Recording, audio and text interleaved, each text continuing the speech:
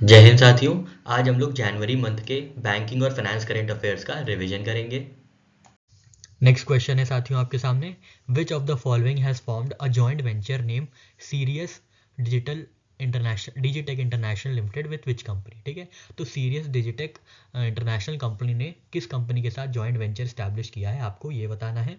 आपके ऑप्शन हैं, पहला ऑप्शन है अदानी, सेकेंड ऑप्शन है रिलायंस, थर्ड ऑप्शन है महिंद्रा और लास्ट ऑप्शन है टाटा। ठीक है, किस कंपनी के साथ सीरियस डिजिटेक इंटरनेशनल लिमिटेड ने एक जॉइंट वेंचर स्टैब्लिश किया है। तो साथियों इसका सही आंसर है अदानी। ठीक है, अदानी इंटरप्राइजेस के साथ जॉइंट वेंचर साइन किया है सीरियस डिजिटेक इंटरनेशनल लिमिटेड ने। ठीक है, सीरियस डिजिटेक इंटरनेशनल लिमिटेड ने, जो कि एक यूएई की बेस्ड कंपनी है। ठीक है, to deploy artificial intelligence, internet of things and secure blockchain products for industrial applications. ठीक है, तो बस ये याद रखिएगा, सीरियस दानी है। ठीक है, दानी जो होते हैं वो सीरियस होते हैं। ठीक है, सीरियस से क्या है, सीरियस डिजिटेक, और दानी से अदानी। ठीक है, तो सीरियस और अदानी के बीच जेवी हुई है, जॉइंट वेंचर स्टैब्लिश हुई है। ठीक है, आपको ये नहीं याद रखना है किस चीज़ के लिए हुई है, हल्का सा देख लीजिएगा कि डिप्लॉय करना है क्या, artificial intelligence related products for industrial applications. ठीक है, तो याद रखिएगा सीरियस अदानी है। ठीक है, सीरियस कौन होते हैं, तो जो दानी होते हैं, जो दान देते हैं, खूब ढेर सारा फिलैंथ्रोफी करते हैं, दान देते हैं, वो बहुत सीरियस होते हैं। ठीक है, दान को लेके बहुत सीरियस होते हैं दानी। ठीक है, तो दानी बहुत सीरियस है। ठीक है, सीरियस डिजिटल इंटरनेशनल कंपनी और दानी से याद रखिएगा अदानी। ठीक है, इनके बीच क्या हुआ है, इनके बीच जेवी जॉइंट वेंचर स्टैब्लिश हुआ है। ठीक है साथियों, आशा करते हैं आपको करंट अफेयर की ये ट्रिक समझ में आ गई होगी। बढ़ते हैं अपने नेक्स्ट करंट अफेयर की ओर। यहाँ पे ग्रॉस जीएसटी कलेक्शन की बात हुई है, तो दिसंबर के महीने में, दिसंबर 2023 में जो ग्रॉस जीएसटी कलेक्शन था वो 3 मंथ लो था। ठीक है, देखिए अक्टूबर में 1,72,000 लाख करोड़।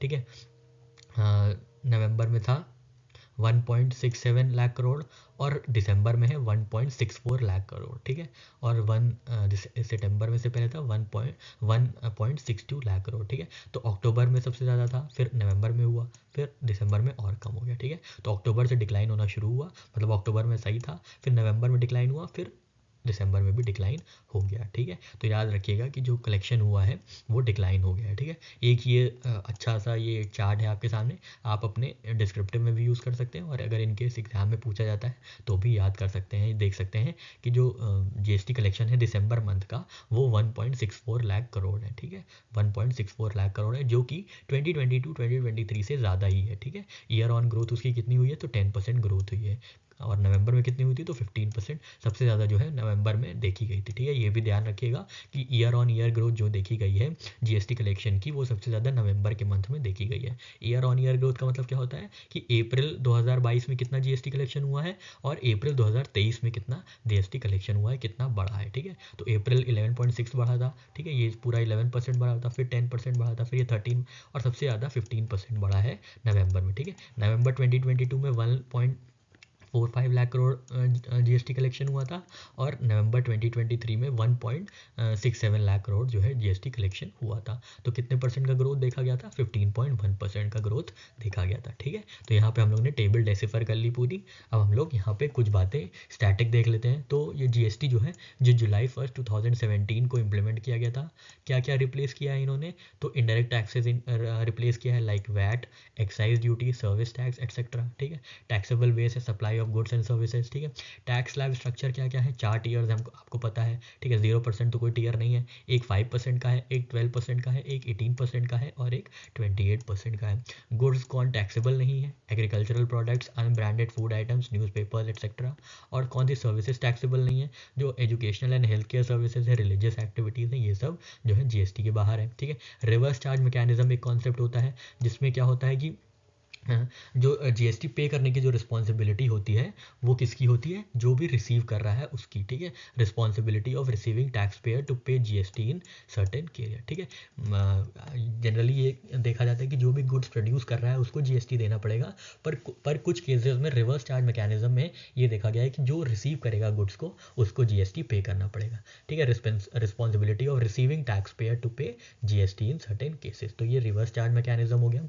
फिर इनपुट टैक्स क्रेडिट हो गया। इनपुट टैक्स क्रेडिट क्या होता है, जो भी आपको प्रोडक्ट बनाने में जो भी इनपुट आपको यूज़ किया गया था, इनपुट से आपसे टैक्स लिया गया था, वो सारा टैक्स आपको वापस कर दिया जाता है, तो इसको कहते हैं इनपुट टैक्स क्रेडिट। जो भी प्रोडक्ट बनाने में मान लीजिए आपने कोई बर्तन बनाया है, तो स्टील आपने खरीदा तो उसके लिए आपको टैक्स देना पड़ा, फिर आपने कोई और चीज़ खरीदी, क्रोमियम खरीदा स्टील में ऐड करने के लिए, ठीक है, तो उसमें भी आपको टैक्स देना पड़ा। तो इन सारे टैक्स को ऑफसेट करने के लिए इनपुट टैक्स क्रेडिट होता है कि जब फाइनल प्रोडक्ट बन जाएगा उसके बाद आपने जितना टैक्स दिया है इनपुट में वो आपको वापस मिल जाएगा, ठीक है। तो this is a mechanism to offset tax paid on inputs against output tax liability, ठीक है। तो ये इनपुट टैक्स क्रेडिट हो गया। फाइलिंग रिटर्न्स मंथली या क्वार्टरली बेस्ड होती हैं। और कौन से कॉन्स्टिट्यूशनल अमेंडमेंट से आया है, तो ये 101st कॉन्स्टिट्यूशनल अमेंडमेंट से आया है, ठीक है। 101st अमेंडमेंट एक्ट ऑफ 2016 से ये आया है, जीएसटी इंक्लूड किया गया, ठीक है। आपको पता है 100 अमेंडमेंट एक्ट और 102nd अमेंडमेंट एक्ट कौन सा है? अगर आपको पता है तो आप कमेंट सेक्शन में हमको बताइए, ठीक है। तो यहाँ पे हम लोग ने जीएसटी के बारे में देख लिया और जीएसटी से रिलेटेड जो भी स्टैटिक इन्फॉर्मेशन थी वो भी कवर कर ली।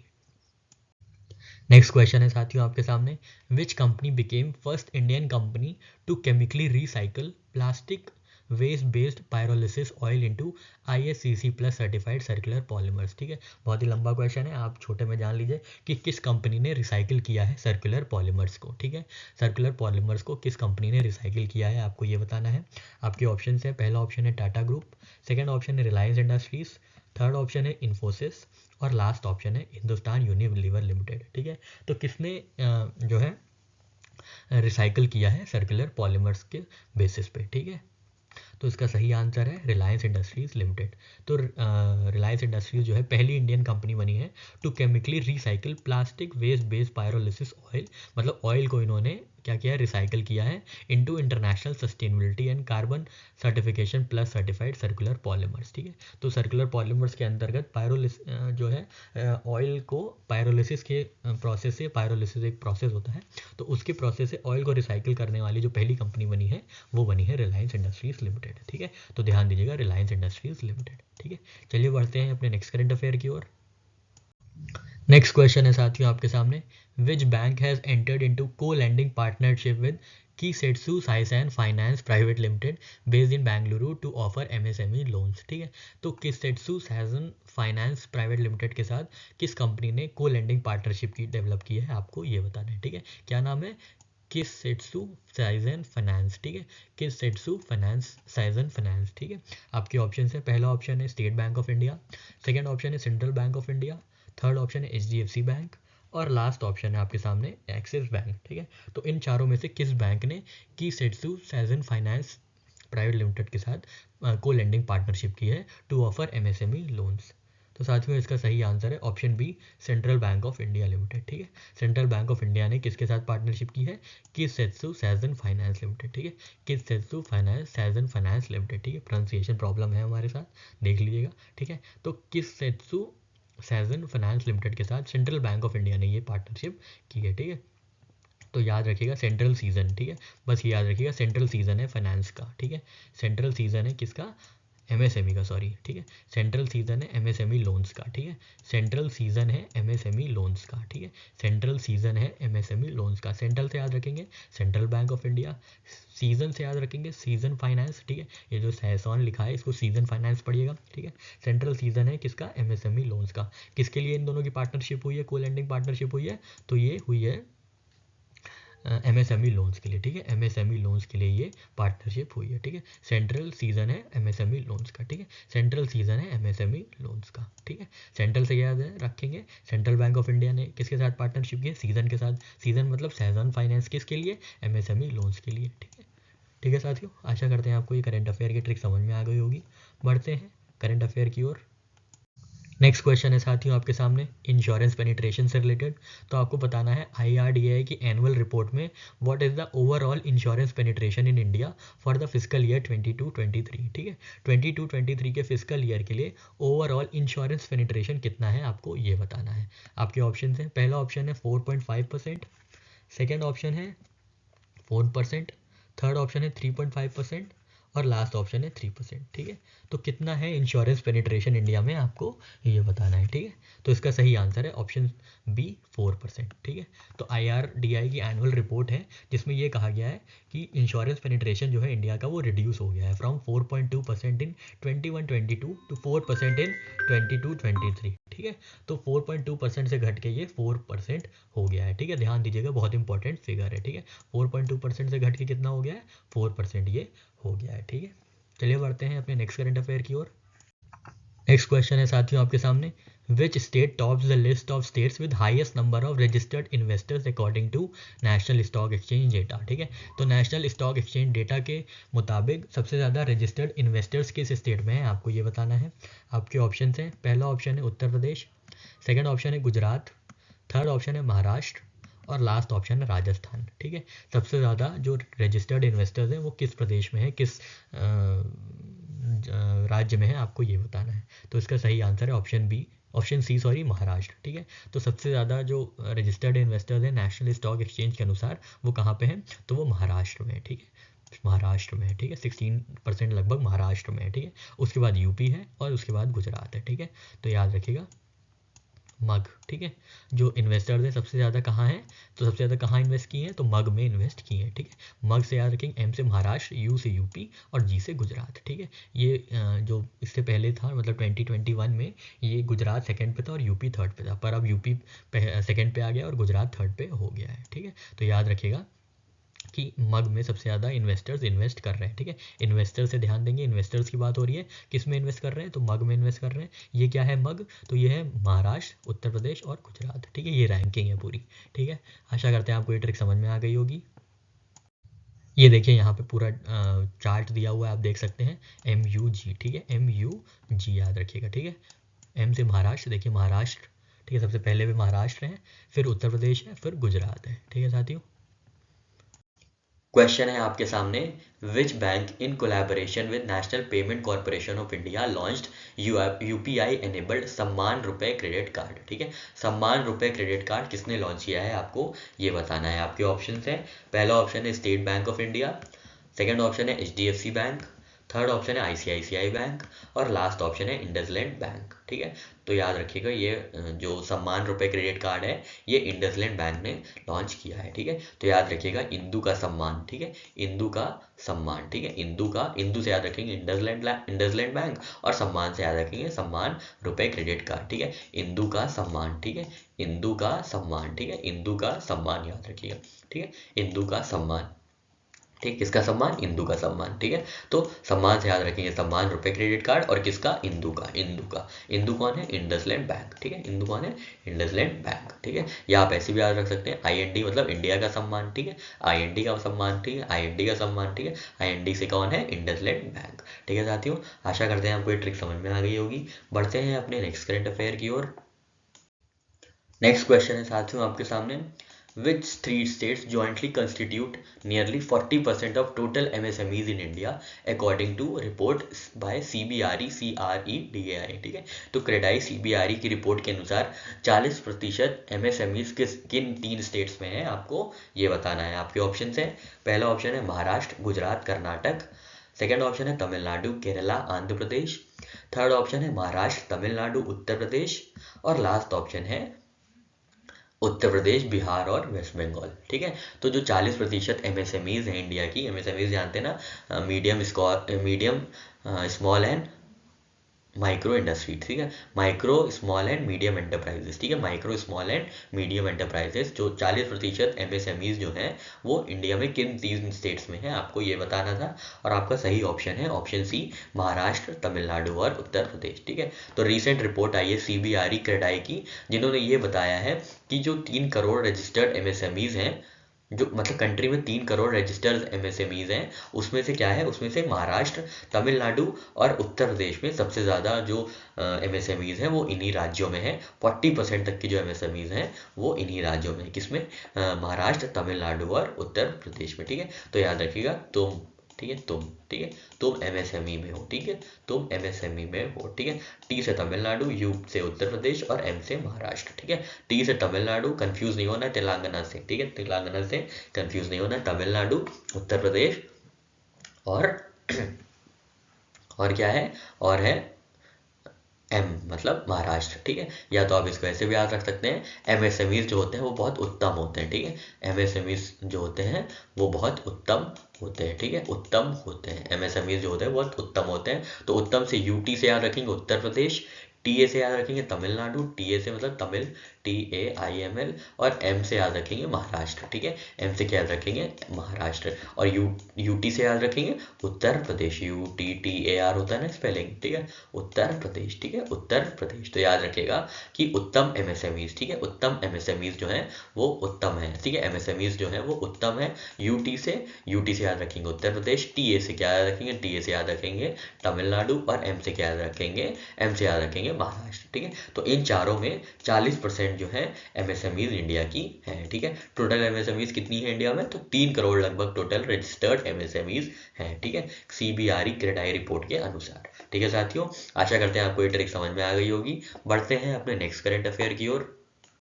नेक्स्ट क्वेश्चन है साथियों आपके सामने, in which Indian state does VinFast auto limited plan to establish integrated electric vehicle facility, ठीक है। तो विनफास्ट ऑटो लिमिटेड ने कहाँ पे ईवी फैसिलिटी स्टैब्लिश करने की बात कही है, किस इंडियन स्टेट में ईवी फैसिलिटी स्टैब्लिश करेगी विनफास्ट ऑटो, आपको ये बताना है, ठीक है। आपके ऑप्शन है, पहला ऑप्शन है महाराष्ट्र, सेकेंड ऑप्शन है गुजरात, थर्ड ऑप्शन है तमिलनाडु, और लास्ट ऑप्शन है कर्नाटका, ठीक है। तो कहाँ पे विनफास्ट ऑटो जो है वो स्टैब्लिश करेगी इलेक्ट्रॉनिक व्हीकल फैसिलिटी, ठीक है। तो इसका सही आंसर है ऑप्शन सी तमिलनाडु, ठीक है।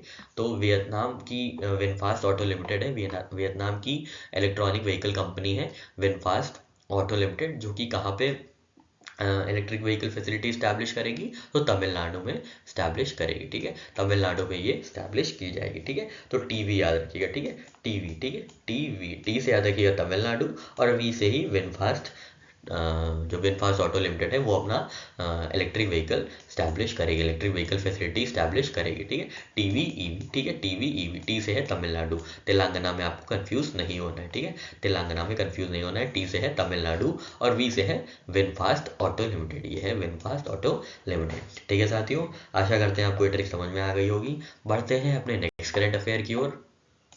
नेक्स्ट क्वेश्चन है साथियों आपके सामने, विच media company recently inked 4-year media rights deal with international hockey federation, ठीक है। तो इंटरनेशनल हॉकी फेडरेशन के साथ किस मीडिया कंपनी ने पार्टनरशिप साइन की है 2023 से 2027 के लिए।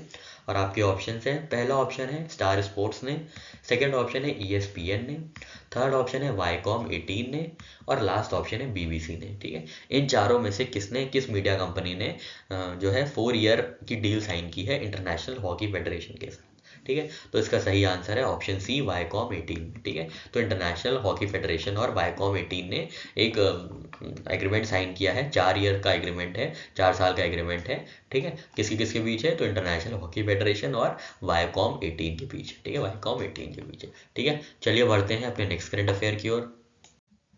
यहाँ पे कुछ अपॉइंटमेंट के बारे में बात हुई है तो देख लेते हैं। तो फ़ोन पे जो है, फ़ोन पे, ठीक है, फ़ोन पे के नए CEO आए हैं, ठीक है। किसके CEO हैं, नए CEO हैं, और इंटरनेशनल पेमेंट बिजनेस के, ठीक है। न्यू CEO ऑफ फ़ोन पे इंटरनेशनल पेमेंट बिजनेस कौन बने हैं, तो रितेश पाई, ठीक है, रितेश पाई साहब जो है नए CEO बने हैं फ़ोन पे के इंटरनेशनल पेमेंट बिजनेस वर्टिकल के, ठीक है। इंटरनेशनल पेमेंट बिजनेस में पाई चुकानी है, ऐसे याद रखें, ठीक है।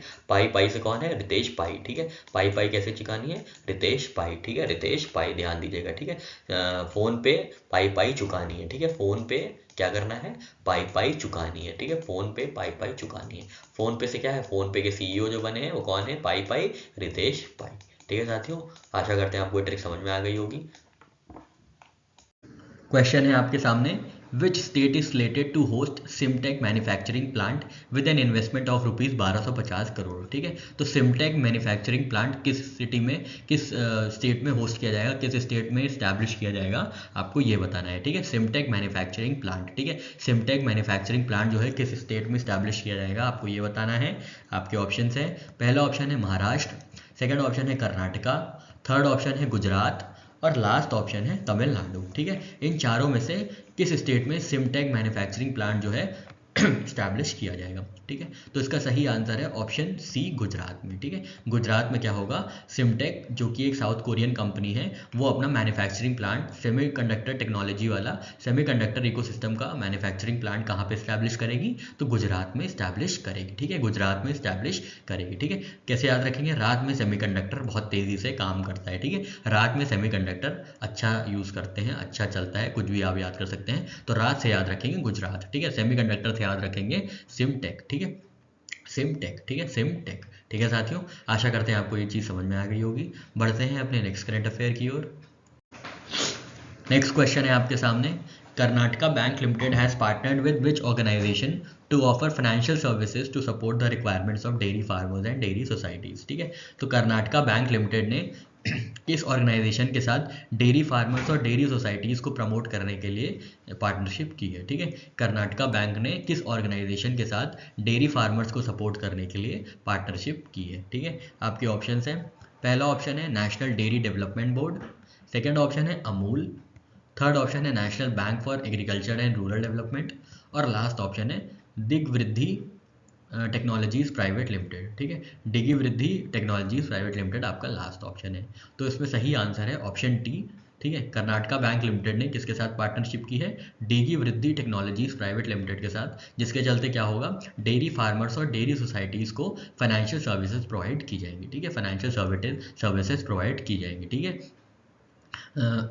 फाइनेंशियल सर्विसेज प्रोवाइड की जाएंगी। ठीक है, फाइनेंशियल सर्विसेज क्या की जाएंगी, प्रोवाइड की जाएंगी। ठीक है, किसके तरफ से, तो दीगी वृद्धि टेक्नोलॉजीज प्राइवेट लिमिटेड की तरफ से। किसके साथ पार्टनरशिप की है, तो कर्नाटका बैंक लिमिटेड के साथ ये पार्टनरशिप हुई है। ठीक है, तो याद रख सकते हैं कड़ी। ठीक है, KADI, कड़ी।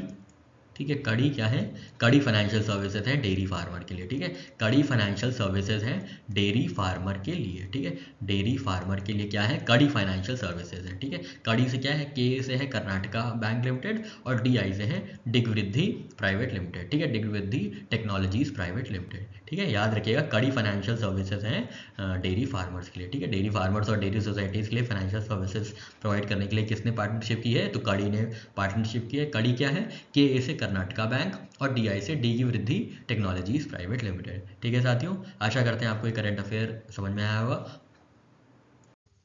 नेक्स्ट क्वेश्चन है आपके सामने, What is India's outward FDI in December 2023 as per RBI data. ठीक है, तो इंडियंस ने कितना FDI भेजा है या इन्वेस्ट किया है, आउटवर्ड FDI किसी फॉरेन जुरिस्डिक्शन में इन्वेस्टमेंट किया है, आपको ये बताना है। ठीक है, what was India's outward foreign direct investment in December 2023 as per RBI data. ठीक है, तो आपके ऑप्शन है, पहला ऑप्शन है $3.25 बिलियन, सेकेंड ऑप्शन है $2.25 बिलियन, थर्ड ऑप्शन है $6.12 बिलियन और लास्ट ऑप्शन है $4.12 बिलियन। ठीक है, तो इंडिया ने आउटवर्ड FDI कितना रहा है इंडिया में, आपको ये बताना है। ठीक है, एक FDI होता है इनवर्ड FDI, जिसमें जो बाहर देश वाले होते हैं वो इंडिया में इन्वेस्ट करते हैं, और इंडियंस ने बाहर कंट्रीज में कितना इन्वेस्ट किया है, इसको आउटवर्ड FDI बोलते हैं। ठीक है, आउटवर्ड FDI बोलते हैं। ठीक है, FDI और FPI में आपको अंतर पता होगा। ठीक है, मान लीजिए कोई कंपनी है, उसमें 100 रुपये टोटल उसकी वैल्यूएशन है। ठीक है, ठीक है, और कोई XYZ है, इंडियन है ये। ठीक है, एक कोई इंडियन है XYZ, उन्होंने 10 रुपये इस कंपनी में इन्वेस्ट किया। ठीक है, 10 रुपये इस कंपनी में इन्वेस्ट किया, तो ये कहलाएगा फॉरेन पोर्टफोलियो इन्वेस्टमेंट। ठीक है, फॉरेन पोर्टफोलियो इन्वेस्टमेंट, और ये 10% से ज़्यादा किया, 11 रुपये कर दिया, 12 रुपये कर दिया, 15 रुपये, 25 रुपये, 30 रुपये कर दिया, तब ये कहलाएगा फॉरेन डायरेक्ट इन्वेस्टमेंट। ठीक है, तो कंपनी की जितनी भी वैल्यूएशन होती है उसका अगर 10% से ज़्यादा इन्वेस्ट किया जाता है तो उसको FDI कहते हैं, और 10% से अगर कम रहता है तो उसको FPI कहते हैं, फॉरेन पोर्टफोलियो इन्वेस्टर्स। ठीक है, तो यहाँ पे आपसे पूछा गया है कि FDI जो है, आउटवर्ड FDI कितना रहा है, इंडिया ने कितना FDI इन्वेस्ट किया है बाहर दिसंबर 2023 में, आपको ये बताना था, और इसका सही आंसर है ऑप्शन बी, $2.25 बिलियन। ठीक है, ऑप्शन बी, $2.25 बिलियन। ठीक है, और इसी के इक्विवेलेंट दिसंबर 2022 में जो आउटवर्ड FDI था वो $4.12 बिलियन था। ठीक है, तो आपके लिए टेबल बना दी गई है ताकि आपको सहूलियत रहे। अगर आपसे एग्जाम में पूछा जाता है कि दिसंबर 2022 में कितना था, तो एटलीस्ट आपको एक मोटा मोटा डेटा याद रहे कि 4.12 बिलियन डॉलर्स जो है आउटवर्ड एफडीआई दिसंबर 2022 में था, और दिसंबर 2023 में आउटवर्ड एफडीआई कितना था, तो 2.25 बिलियन डॉलर्स। ठीक है, तो ये घट गया है। ठीक है, ये लगभग 2.5 से घट गया है, 2.5 से क्या 2 बिलियन डॉलर से लगभग घट गया है। ठीक है, तो पहले 4 बिलियन डॉलर्स था दिसंबर 2022 में, उसके बाद 2.5 बिलियन, 2.25 बिलियन डॉलर्स हो गया है दिसंबर 2023 में। ठीक है, तो याद रखिएगा एफडीआई जो है प्लमेट हो गया, प्लमेट मतलब गिर गया है, प्लमेट हो गया है। ठीक है, 2.25 बिलियन डॉलर्स इन दिसंबर 2023, दिसंबर 2023 में 2.25 बिलियन डॉलर जो है आउटवर्ड एफडीआई हुआ है। ठीक है साथियों, आशा करते हैं चीज़ें समझ में आ गई होंगी। बढ़ते हैं अपने नेक्स्ट करंट अफेयर की ओर। नेक्स्ट क्वेश्चन है आपके सामने, which of the following bank launch the green रूपी टर्म डिपॉजिट। ठीक है, तो आपको बताना है किस बैंक ने लॉन्च किया है ग्रीन रूपी टर्म डिपॉजिट। ठीक है, ग्रीन रूपी टर्म डिपॉजिट किसने लॉन्च किया है, किस बैंक ने लॉन्च किया है, आपको ये बताना है। आपके ऑप्शन है, पहला ऑप्शन है HDFC बैंक, सेकेंड ऑप्शन है SBI bank, state Bank of India, third option है पंजाब नेशनल बैंक, और लास्ट ऑप्शन है ICICI बैंक। ठीक है, तो किस बैंक ने लॉन्च किया है ग्रीन रूपी टर्म डिपॉजिट। ठीक है, तो इसका सही आंसर है साथियों option B, State Bank of India. तो स्टेट बैंक ऑफ इंडिया ने लॉन्च किया है स्पेशल फिक्स डिपॉजिट स्कीम, जिसका नाम है ग्रीन रूपी टर्म डिपॉजिट। ठीक है, ग्रीन रूपी टर्म डिपॉजिट। ठीक है, तो ध्यान दीजिएगा किसने ये लॉन्च किया है, तो SBI ने ये लॉन्च किया है। ठीक है, SBI ने लॉन्च किया है ग्रीन रूपी टर्म डिपॉजिट। ठीक है, SBI ने लॉन्च किया है ग्रीन रूपी टर्म डिपॉजिट। ठीक है साथियों, आशा करते हैं चीज़ें समझ में आ गई होंगी। बढ़ते हैं अपने नेक्स्ट करंट अफेयर की ओर। नेक्स्ट क्वेश्चन है आपके सामने, अपॉइंटमेंट बेस्ड है। तो आपको बताना है कौन अपॉइंट हुए हैं managing director for Experian India. ठीक है, तो एक्सपीरियन इंडिया के कंट्री मैनेजिंग डायरेक्टर कौन बने हैं, आपको ये बताना है। आपके ऑप्शन हैं, पहला ऑप्शन है मनीष कुमार, सेकेंड ऑप्शन है राहुल गुप्ता, थर्ड ऑप्शन है मनीष जैन, और लास्ट ऑप्शन है अनन्या सिंह। ठीक है, तो आपको पता होगा कि ये मैनेजिंग डायरेक्टर साहब जो हैं एक्सपीरियन इंडिया के, वो बने हैं ऑप्शन सी मनीष जैन साहब। ठीक है, तो मनीष जैन साहब जो हैं इनका अपॉइंटमेंट हुआ है as country's managing director for Experian India. ठीक है, एक्सपीरियन इंडिया के मनीष जैन साहब जो हैं अपॉइंट हुए हैं मैनेजिंग डायरेक्टर। ठीक है साथियों, आशा करते हैं आपको यहाँ पे चीज़ें क्लियर हुई होंगी, डायरेक्ट सा इन्फॉर्मेशन था।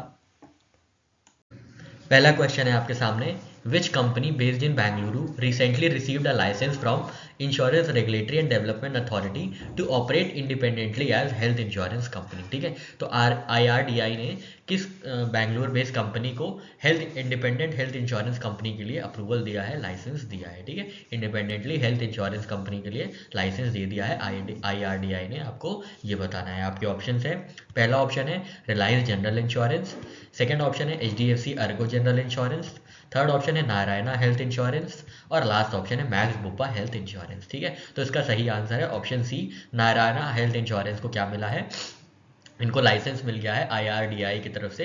ये क्या करेंगे, तो ये इंडिपेंडेंटली ऑपरेट करेंगे एज हेल्थ इंश्योरेंस कंपनी। ठीक है, तो नारायणा हेल्थ इंश्योरेंस लिमिटेड को क्या मिला है, लाइसेंस मिला है IRDAI की तरफ से, जिसके अंतर्गत क्या होगा, ये इंडिपेंडेंटली हेल्थ इंश्योरेंस कंपनी की तरह काम कर सकते हैं। ठीक है साथियों, याद रखिएगा नारायणा हेल्थ इंश्योरेंस लिमिटेड। ठीक है, चलिए बढ़ते हैं अपने नेक्स्ट करंट अफेयर की ओर। नेक्स्ट क्वेश्चन है आपके सामने, which organization has received approval from RBI to establish wholly owned finance company. ठीक है, तो किस ऑर्गेनाइजेशन को RBI ने अप्रूव किया है Holi owned finance company establish करने के लिए। ठीक है, किस कंपनी को ये अप्रूवल मिल गया है RBI की तरफ से कि वो अब Holi owned finance company establish कर सकते हैं। ठीक है, तो आपके ऑप्शन हैं, पहला option State Bank of India, second option है power finance corporation, third option है पंजाब नेशनल बैंक, और लास्ट ऑप्शन है HDFC बैंक। ठीक है, तो इसका सही आंसर है option B, power finance corporation. ठीक है, पावर फाइनेंस कॉर्पोरेशन जो कि एक Maharatna central public sector enterprise है, उनको RBI की तरफ से अप्रूवल मिला है। वो क्या करेंगे, वो होली ओन्ड फाइनेंशियल कंपनी शुरू करेंगे, कहाँ पे, गुजरात की गिफ्ट सिटी में। ठीक है, Gujarat international finance tech city Gujarat में ये जो है power finance corporation Holi owned finance company शुरू करेंगे। ठीक है, होली ओन्ड फाइनेंस कंपनी शुरू करेंगे पावर फाइनेंस कॉर्पोरेशन। ठीक है, पावर फाइनेंस कॉर्पोरेशन, इनके नाम में ही है फाइनेंस, तो ये होली ओन्ड फाइनेंस कंपनी भी खोलेंगे। ठीक है, कहाँ पे खोलेंगे ये भी याद रखिएगा, तो गिफ्ट सिटी गुजरात में खोलेंगे। ठीक है, गिफ्ट सिटी गुजरात में खोलेंगे। ठीक है, ठीक है साथियों, चलिए बढ़ते हैं अपने नेक्स्ट करंट अफेयर की ओर। नेक्स्ट क्वेश्चन है आपके सामने, the Indian Bank one co branded credit card is powered by which contactless technology. ठीक है, तो Indian Bank one co branded credit card में कौन सी कॉन्टैक्टलेस टेक्नोलॉजी यूज़ की गई है, किसकी कॉन्टैक्टलेस टेक्नोलॉजी यूज़ की गई है, आपको ये बताना है। आपके ऑप्शन है मास्टर कार्ड की, सेकेंड ऑप्शन है वीज़ा एंड रुपए की, थर्ड ऑप्शन है अमेरिकन एक्सप्रेस की, और लास्ट ऑप्शन है डिस्कवर की। ठीक है, तो इसका सही आंसर है ऑप्शन बी, वीज़ा एंड रुपए की कॉन्टैक्टलेस टेक्नोलॉजी यूज़ की गई है किसमें, इंडियन बैंक क्रेडिट कार्ड में। ठीक है, Indian Bank one co branded credit card में। ठीक है, Indian Bank one co branded credit card में क्या किया गया है, किसकी टेक्नोलॉजी, कॉन्टैक्टलेस टेक्नोलॉजी यूज़ की गई है, तो वीज़ा की और रुपए की। ठीक है, वीज़ा की और रुपए की, याद रखिएगा, वीज़ा की और रुपए की। ठीक है, तो यहाँ पे देख लीजिए, Indian Bank in partnership with firms namely FPL technologies private limited, Visa and NPCI has launch Indian Bank one co branded credit card to offer customize features to Indian consumers. ठीक है, पर इससे क्वेश्चन यही frame होगा, अगर frame होना है कि इंडियन बैंक को ब्रांडेड क्रेडिट कार्ड में कौन सी किसकी कॉन्टैक्टलेस टेक्नोलॉजी यूज़ की गई है, तो आपको याद रखना है वीज़ा और रुपए की। ठीक है साथियों, आशा करते हैं चीज़ें क्लियर हुई होंगी। बढ़ते हैं अपने नेक्स्ट करंट अफेयर की ओर।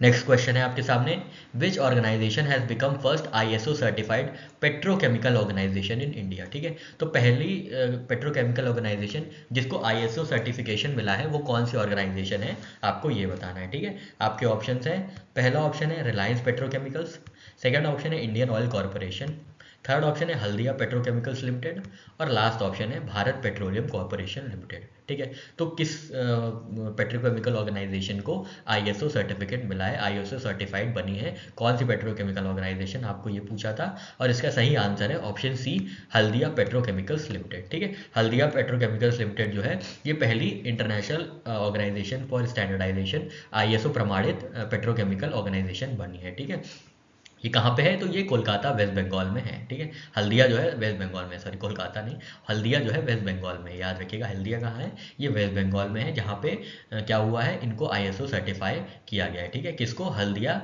पेट्रोकेमिकल्स लिमिटेड को। ठीक है, हल्दिया पेट्रोकेमिकल्स लिमिटेड को। ठीक है, तो याद रखिएगा किसी को सर्टिफिकेट दिया जाता है ना तो हल्दी लगाई जाती है। ठीक है, हल्दी से याद रखेंगे, हल्दिया। ठीक है, सर्टिफिकेट लगाया जाता है, सर्टिफिकेट का क्या मतलब है, ISO सर्टिफाइड। ठीक है, सर्टिफिकेट का क्या मतलब है, ISO सर्टिफाइड। किसी को सर्टिफिकेट दिया जाता है तो उसके चंदन और टीका लगाया जाता है ना, टीका चंदन, तो हल्दी याद रखिएगा, हल्दी वाली टीका लगाया जाता है। ठीक है, हल्दी से याद रखेंगे हल्दिया। ठीक है, हल्दी से याद रखेंगे, हल्दिया पेट्रोकेमिकल लिमिटेड जो है उनको ISO सर्टिफाइड किया गया है। ठीक है साथियों, और हल्दिया है वेस्ट बंगाल में। ठीक है, चलिए बढ़ते हैं अपने नेक्स्ट करंट अफेयर की ओर। नेक्स्ट क्वेश्चन है आपके सामने, what is WPI based inflation for December 2023। ठीक है, दिसंबर में wholesale price index based inflation कितनी थी, आपको ये बताना है। आपके ऑप्शन है, पहला ऑप्शन है 0.26%, सेकेंड ऑप्शन है 0.73%, थर्ड ऑप्शन है -7.3%, और लास्ट ऑप्शन है 9%। ठीक है, wholesale price index based inflation कितनी थी दिसंबर 2023 में, आपसे ये पूछा गया था, और इसका सही आंसर है ऑप्शन बी, 0.73%। ठीक है, 0.73% जो है रजिस्टर किया गया था wholesale price based inflation के लिए, WPI बेस्ड इन्फ्लेशन के लिए कितना, 0.73%। ठीक है, 0.73% सर्ज नोटिस, मतलब हाई नोटिस किया गया था। ठीक है, तो आप याद रखिएगा 0.73 सर्ज नोटिस किया गया था। ठीक है, अब यहाँ पे कुछ और डेटा है तो हम लोग देख लेते हैं। तो WPI बेस्ड इन्फ्लेशन की जो दिसंबर 2023 की वैल्यू थी वो थी 0.73%। ठीक है, फूड इन्फ्लेशन कितना था, 9.38% था, वेजिटेबल प्राइस इन्फ्लेशन कितनी थी, 26.30% थी, पल्स प्राइस इन्फ्लेशन 19%, और CPI 5.69%। ठीक है साथियों, यहाँ पे हम लोग ने सारे वैल्यूज देख ली, और हम लोग ने सर्ज देख लिया, कितने सर्ज था, तो 9 मंथ हाई का सर्ज था 0.73% का। ठीक है, 0.73 का परसेंट था। ठीक है, और नवंबर में कितने सर्ज हुआ था, तो नवंबर में 0.26% बढ़ा था। ठीक है, और वही दिसंबर में कितना बढ़ा, तो दिसंबर में 0.73% बढ़ा है। ठीक है, तो ध्यान दीजिएगा, कुछ चीज़ें यहाँ पे डेटा ओरिएंटेड है जो कि एग्जाम में आपसे पूछी जा सकती हैं। ठीक है, चलिए बढ़ते हैं अपने नेक्स्ट करंट अफेयर की ओर।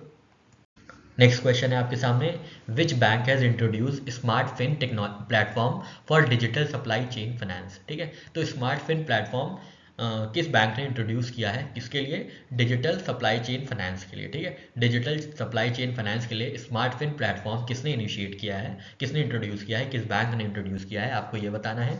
आपके ऑप्शन है, पहला ऑप्शन है ICICI बैंक, सेकेंड ऑप्शन है HDFC बैंक, थर्ड ऑप्शन है एक्सिस बैंक, और लास्ट ऑप्शन है येस बैंक। ठीक है, तो आपको बताना है कि किस बैंक ने स्मार्ट फिन प्लेटफॉर्म इंट्रोड्यूस किया है डिजिटल सप्लाई चेन फाइनेंस के लिए। तो इसका सही आंसर है साथियों ऑप्शन डी, येस बैंक। ठीक है, येस बैंक ने ये इंट्रोड्यूस किया है क्या, V fins smart fin for digital chain supply finance. ठीक है, V fins smart fin for digital supply chain finance जो है येस बैंक ने शुरू किया है। ठीक है, स्मार्ट फिन किसका इनिशिएटिव है, तो येस बैंक का इनिशिएटिव है। किस चीज़ के लिए, तो डिजिटल सप्लाई चेन फाइनेंस के लिए। ठीक है, ध्यान दीजिएगा, इससे क्या होगा, इससे एमएसएमईज को मदद मिलेगी। ठीक है, तो इनकी जो फाइनेंस की चेन है वो बॉल्स्टर होंगी, वो स्ट्रांग होंगी। ठीक है, येस बैंक ने इंट्रोड्यूस किया है स्मार्ट फिन। ठीक है, स्मार्ट फिन। ठीक है, चलिए बढ़ते हैं नेक्स्ट करंट अफेयर की ओर। यहाँ पे कुछ रिपोर्ट्स है और उनके कुछ इंपॉर्टेंट ऑब्जर्वेशंस है, तो हम लोग देख लेते हैं। तो सबसे पहले आईएलओ की रिपोर्ट है, इंटरनेशनल लेबर ऑर्गेनाइजेशन की। इनकी नई रिपोर्ट आई है, इनका क्या नाम है, world employment and social outlook trends. ठीक है, ध्यान दीजिएगा, world employment and social outlook trends कौन निकालता है, तो इंटरनेशनल लेबर ऑर्गेनाइजेशन निकालता है। ठीक है, इंटरनेशनल लेबर ऑर्गेनाइजेशन निकालता है। इनके हिसाब से जो ग्लोबल अनएम्प्लॉयमेंट रेट होगा वो 5.2% होगा। ठीक है, बहुत इंपॉर्टेंट डेटा है, ध्यान दीजिएगा, आजकल ऐसे डेटा जरूर पूछे जा रहे हैं। ठीक है, ग्लोबल अनएम्प्लॉयमेंट रेट प्रोजेक्शन किसके लिए, 2024 के लिए। ठीक है, 5.2% जो है ये इनसे ऑब्जर्व किया गया है, इनका प्रोजेक्शन ये है कि 5.2% जो है ग्लोबल अनएम्प्लॉयमेंट रेट रहेगा 2024 में। किसकी ऑब्जर्वेशन है ये, तो ये world employment and social outlook की ये ऑब्जर्वेशन है, जिसको कौन रिलीज करता है, तो इंटरनेशनल लेबर ऑर्गेनाइजेशन इसको रिलीज करता है। ठीक है साथियों, तो यहाँ पे ही हम लोग ने आईएलओ के बारे में बात कर ली। नेक्स्ट रिपोर्ट है PhD chamber of commerce and industry की, जिसके हिसाब से इन्होंने कुछ जीडीपी प्रोजेक्शंस किए हैं इंडिया के, तो देख लेते हैं। तो इन्होंने बोला है जो इंडिया की जीडीपी है वो $4 ट्रिलियन कब पहुंचेगी, तो 2024-25 में पहुंच जाएगी। $5 ट्रिलियन कब पहुंचेगी, तो 2026-27 में पहुंच जाएगी। और $7 ट्रिलियन कब बन जाएगी, तो 2030 तक क्या है, 2030 तक $7 ट्रिलियन इकॉनमी हो जाएगी, इंडियन इकॉनमी। ठीक है, तो देखिएगा 4 ट्रिलियन कब पहुंचेंगे, 2024 में, ये देखिए 4 में 2024 में। 5 कब पहुंचेंगे, 26-27 में, तो 5, 6, 7 आप ऐसे याद रखेंगे। 7 कब पहुंचेगी, तो 7 पहुंचेगी 30 में। ठीक है, 2030 में। ये किसकी प्रोजेक्शंस हैं, तो ये PhD chamber of commerce and industry की ऑब्जर्वेशन है। ठीक है, यहाँ पे हम लोग ने आईएलओ की ऑब्जर्वेशन देखी, यहाँ पे हम लोग ने PhD chamber of commerce and industry report जिन्होंने जीडीपी प्रोजेक्शन की थी इंडिया की 2024 से 2030 तक, वो देखी। ठीक है, 2024-25 में $4 ट्रिलियन की इकॉनमी हो जाएगी इंडिया में, और 2026-27 में इंडियन इकॉनमी $5 ट्रिलियन की हो जाएगी, और 2030 तक जो है $7 ट्रिलियन इकॉनमी हो जाएगी। ठीक है साथियों, आशा करते हैं चीज़ें समझ में आ गई होंगी।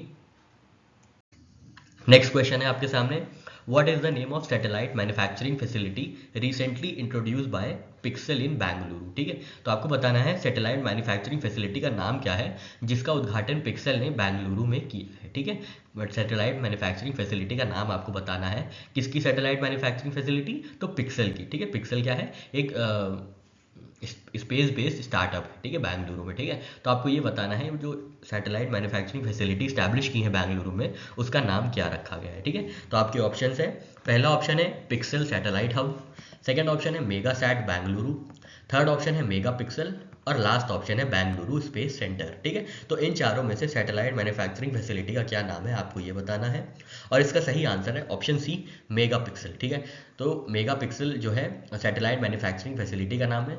किसने सेट की है, तो पिक्सल ने सेट की है। ठीक है, पिक्सल ने सेट की है, कहाँ पे सेट की है, बेंगलुरु में सेट की है। ठीक है, तो इसमें देखिए कई डायमेंशन हैं। सबसे पहले तो आपको ये याद रखना है कि मेगा पिक्सल है क्या, मेगा पिक्सल है एक सैटेलाइट मैन्युफैक्चरिंग फैसिलिटी। ठीक है, जहाँ पे सैटेलाइट्स बनाई जाएंगी। ठीक है, सैटेलाइट मैन्युफैक्चरिंग फैसिलिटी। ठीक है, सैटेलाइट मैन्युफैक्चरिंग फैसिलिटी। ठीक है, सैटेलाइट मैन्युफैक्चरिंग फैसिलिटी। ठीक है, किसने डेवलप किया है, तो पिक्सल ने डेवलप किया है। ठीक है, पिक्सल ने इसको डेवलप किया है, पिक्सल ने इसको स्टैब्लिश किया है। ठीक है, कहाँ पे ये स्टैब्लिश किया है, तो बेंगलुरु में ये स्टैब्लिश किया है। ठीक है, बेंगलुरु में ये स्टैब्लिश किया है। ठीक है साथियों, आशा करते हैं आपको यहाँ पे सारी चीज़ें समझ में आ गई होंगी, सारे डायमेंशन समझ में आ गए होंगे। बढ़ते हैं अपने नेक्स्ट करंट अफेयर की ओर।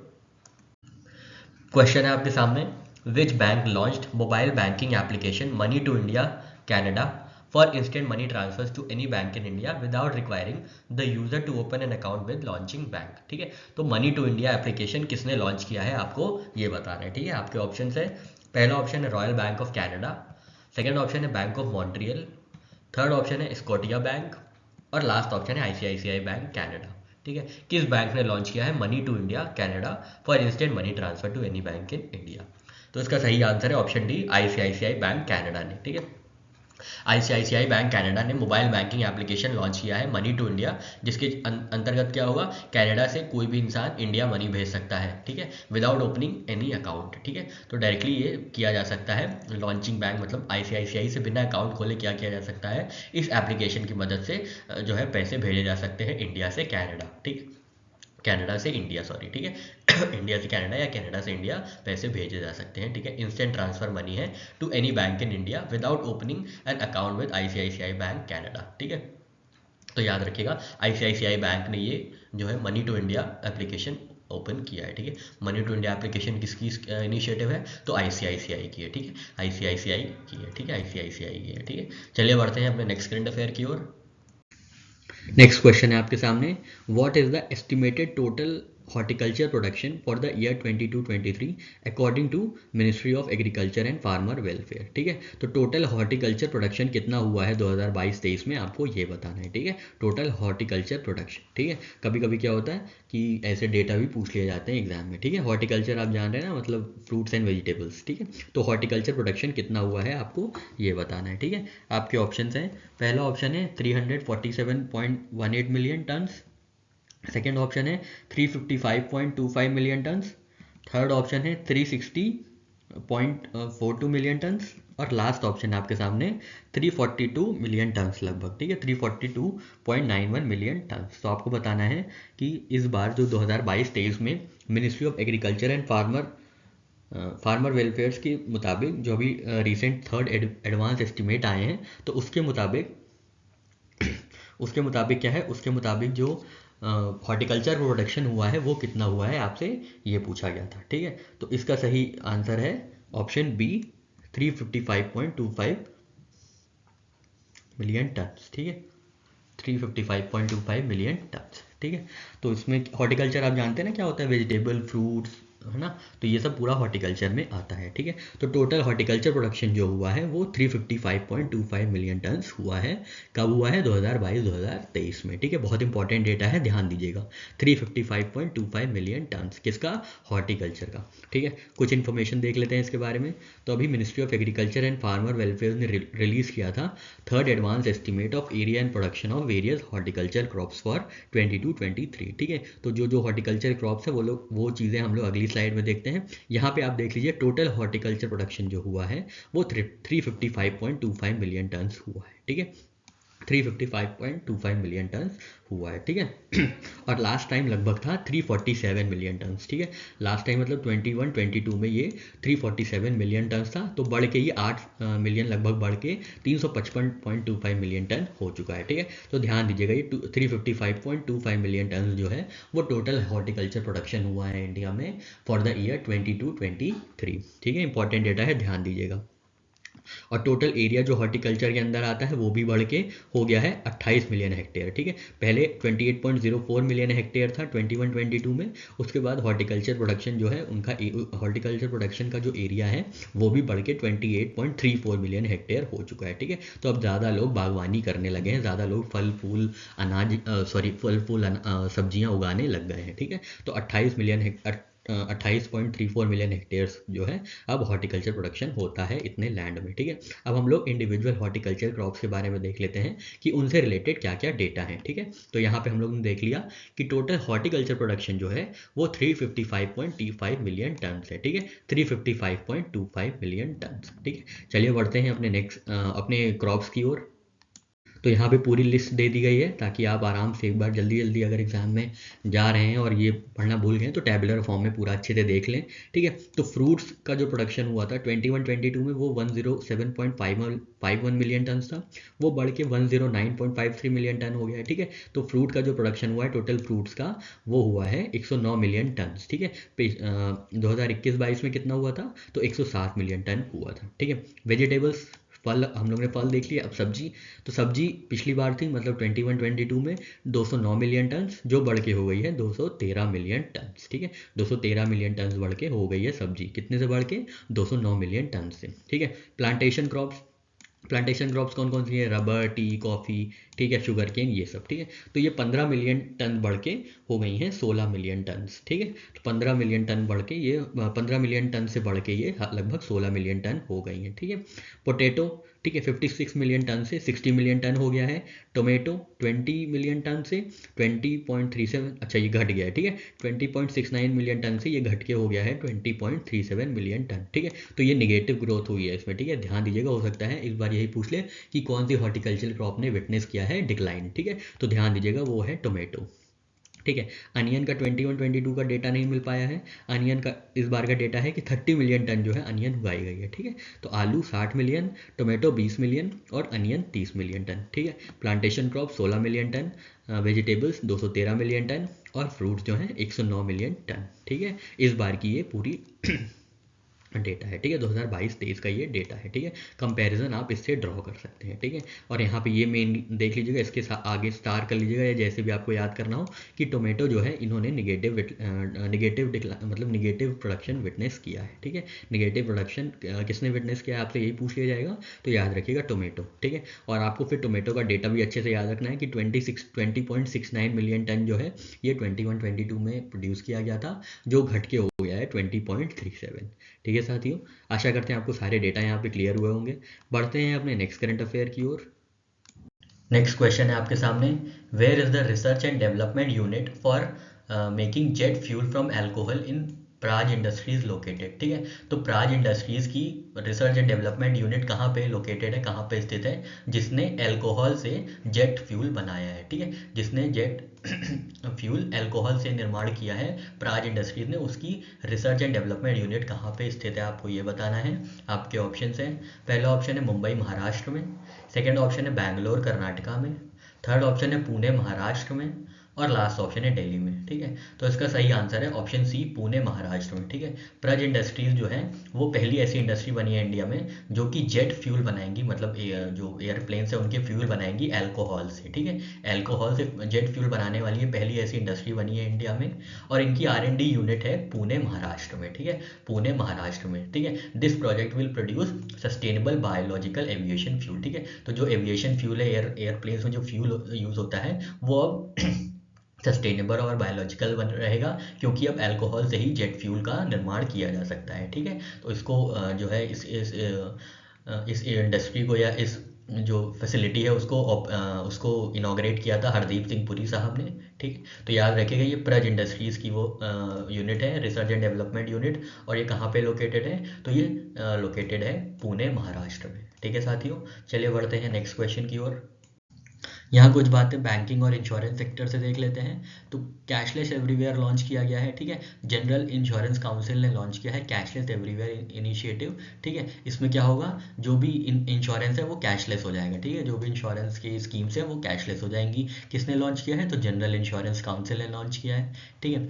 नेक्स्ट है हमारा framework for offer for sale of shares to employees through stock exchange, ठीक है। तो अब क्या हो जाएगा, अब शेयर्स के क्या होंगे, ऑफर फॉर सेल होंगे टू एम्प्लॉयज, ठीक है। कोई कंपनी के एम्प्लॉयज हैं उनको वो भी अब शेयर्स खरीद सकते हैं थ्रू स्टॉक एक्सचेंज। तो इसके लिए जो भी फ्रेमवर्क लाया गया है वो सेबी ने फ्रेमवर्क उसके लिए लॉन्च किया है, ठीक है, थ्रू NSE एंड BSE, ठीक है, थ्रू बॉम्बे स्टॉक एक्सचेंज और नेशनल स्टॉक एक्सचेंज। अब क्या होगा, जो भी शेयर्स है किसी कंपनी के शेयर्स हैं तो उन्हीं कंपनी के एम्प्लॉयज को जो है शेयर्स मिलेंगे, ऑफर फॉर सेल के लिए मिलेंगे, ठीक है, थ्रू स्टॉक एक्सचेंज, ठीक है। नेक्स्ट है स्वैग पेंशन प्लान। तो मैक्सिमम लाइफ इंश्योरेंस कंपनी ने लॉन्च किया है स्वैग इंश्योरेंस प्लान, ठीक है। स्वैग पेंशन प्लान किसका है, तो मैक्स लाइफ इंश्योरेंस कंपनी का इनिशिएटिव है, ठीक है। नेक्स्ट है जोमेटो पेमेंट्स। जोमेटो पेमेंट्स को अप्रूवल मिला है एज ऑनलाइन पेमेंट एग्रीगेटर, ठीक है। जोमेटो पेमेंट्स को क्या मिला है, एज ऑनलाइन पेमेंट एग्रीगेटर का लाइसेंस मिला है, ठीक है। यहाँ पे कुछ MOUs और कुछ और बातें कर लेते हैं। तो टोयोटा जो कंपनी है वो वर्ल्ड की टॉप सेलिंग ऑटोमेकर बनी है। तो वर्ल्ड की टॉप सेलिंग ऑटोमेकर 2023 में कौन सी कंपनी बनी है, तो याद रखिएगा टोयोटा, ठीक है। सबसे ज़्यादा कारें या सबसे ज़्यादा जो ऑटोमेकर्स हैं, ठीक है, सबसे ज़्यादा कार्स हो गई या सबसे ज़्यादा जो भी ऑटो मेकर्स वाली जो ऑटो मोबाइल्स वाली जो एरिया है उसमें सबसे ज़्यादा जो टॉप सेलिंग कंपनी हुई है वो है टोयोटा, ठीक है। नेक्स्ट है गेल से रिलेटेड, तो गेल ने 10 साल के लिए यूएई के ADNOC से पार्टनरशिप की है नेचुरल गैस को प्रोक्योर करने के लिए। ठीक है, ये जो पार्टनरशिप हुई है ये 10 साल के लिए हुई है, इसलिए इंपॉर्टेंट हो जाते हैं।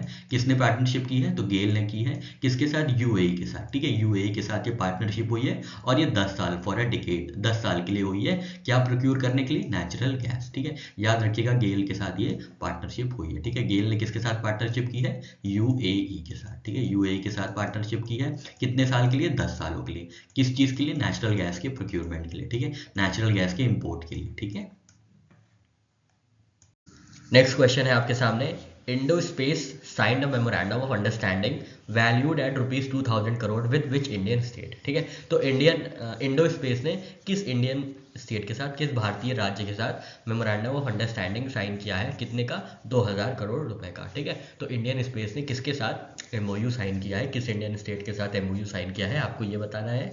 आपके ऑप्शन है, पहला ऑप्शन है महाराष्ट्र के साथ, सेकेंड ऑप्शन है तमिलनाडु के साथ, थर्ड ऑप्शन है गुजरात के साथ, और लास्ट ऑप्शन है कर्नाटका के साथ। ठीक है, तो इसका सही आंसर है ऑप्शन बी, तमिलनाडु। ठीक है, इंडो स्पेस जो कि है इंडस्ट्रियल और लॉजिस्टिक रियल एस्टेट में एक बिग प्लेयर है। ठीक है, इंडो स्पेस उन्होंने तमिलनाडु के साथ तमिलनाडु के इकोनॉमिक डेवलपमेंट के लिए मेमोरेंडम ऑफ अंडरस्टैंडिंग साइन की है, जिसकी कीमत है 2000 करोड़ रुपए। ठीक है, 2000 करोड़ का एमओयू साइन हुआ है किसके किसके बीच, तमिलनाडु और इंडो स्पेस के बीच। ठीक है, तमिलनाडु और इंडो स्पेस के बीच। ठीक है, याद रखिएगा तमिलनाडु और इंडो स्पेस के बीच। ठीक है, तमिलनाडु और इंडो स्पेस के बीच। ठीक है, तमिलनाडु और इंडो स्पेस के बीच ये जो है एमओयू साइन हुआ है 2000 करोड़ रुपए का। ठीक है, चलिए बढ़ते हैं अपने नेक्स्ट करंट अफेयर की ओर।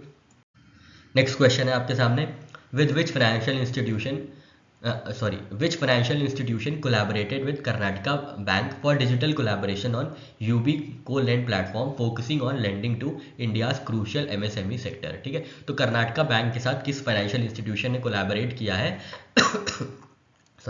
एमएसएमई सेक्टर को लेंड करने के लिए। ठीक है, एमएसएमई सेक्टर को लेंड करने के लिए कर्नाटका बैंक ने किस फाइनेंशियल इंस्टीट्यूशन के साथ कोलैबोरेशन किया है, आपको ये बताना है। आपके ऑप्शंस हैं, पहला ऑप्शन है आईसीआईसीआई बैंक, सेकेंड ऑप्शन है एचडीएफसी बैंक, थर्ड ऑप्शन है क्लिक्स कैपिटल, और लास्ट ऑप्शन है स्टेट बैंक ऑफ इंडिया। ठीक है, इन चारों में से किस फाइनेंशियल इंस्टीट्यूशन के साथ कर्नाटका बैंक ने जो है डिजिटल कोलैबोरेशन किया है, ताकि क्या हो सके, ताकि जो एमएसएमई सेक्टर है इंडिया का उनको आसानी से कोलैटरल फ्री एक्सेस हो सके लोन्स पे। ठीक है, तो साथियों इसका सही आंसर है ऑप्शन सी, क्लिक्स कैपिटल।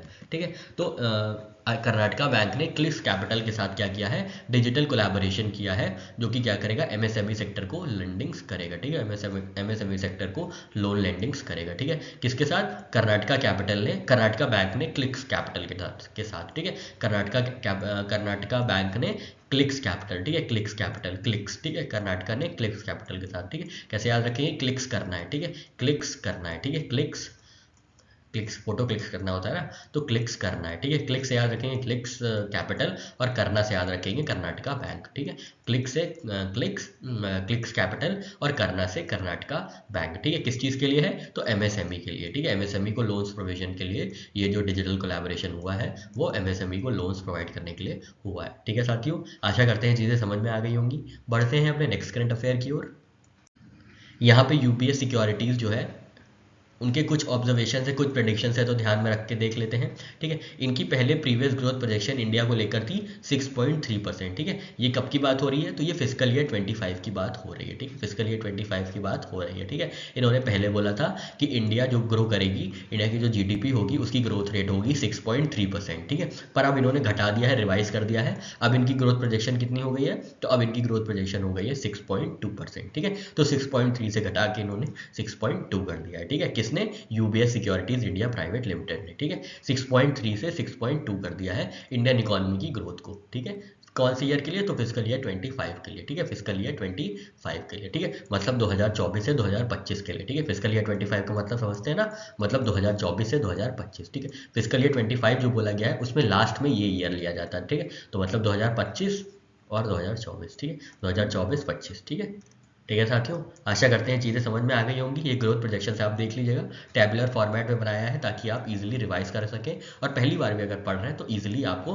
टैबुलर फॉर्म में चीज़ें समझ में आ जाए। ठीक है साथियों, नेक्स्ट क्वेश्चन है साथियों आपके सामने, who has been appointed as new managing director and chief executive officer of Kia India. ठीक है, किया इंडिया के नए डायरेक्टर और चीफ एग्जीक्यूटिव कौन बने हैं आपको ये बताना है।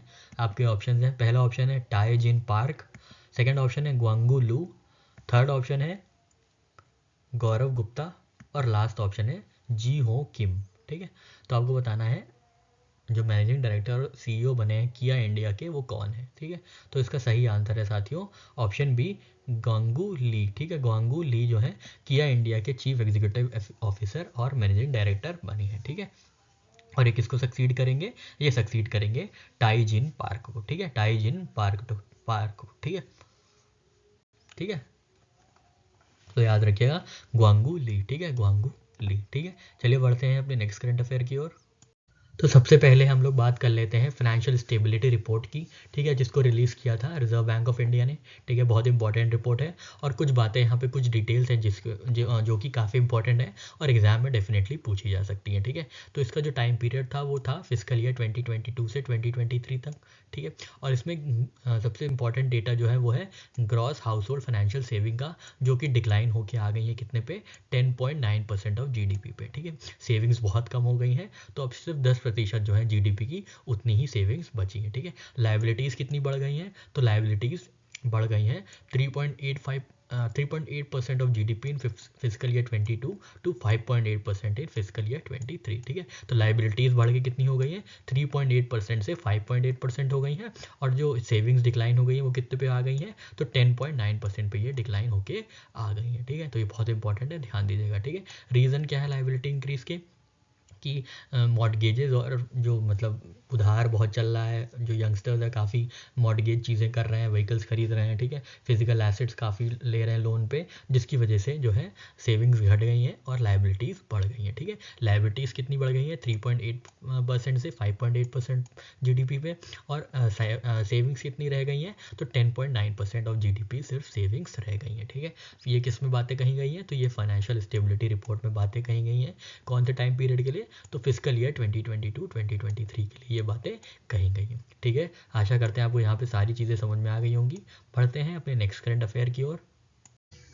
नेक्स्ट क्वेश्चन है साथियों, आरबीआई के अर्बन कोऑपरेटिव बैंक्स के कुछ रेगुलेशंस आए हैं उनसे रिलेटेड।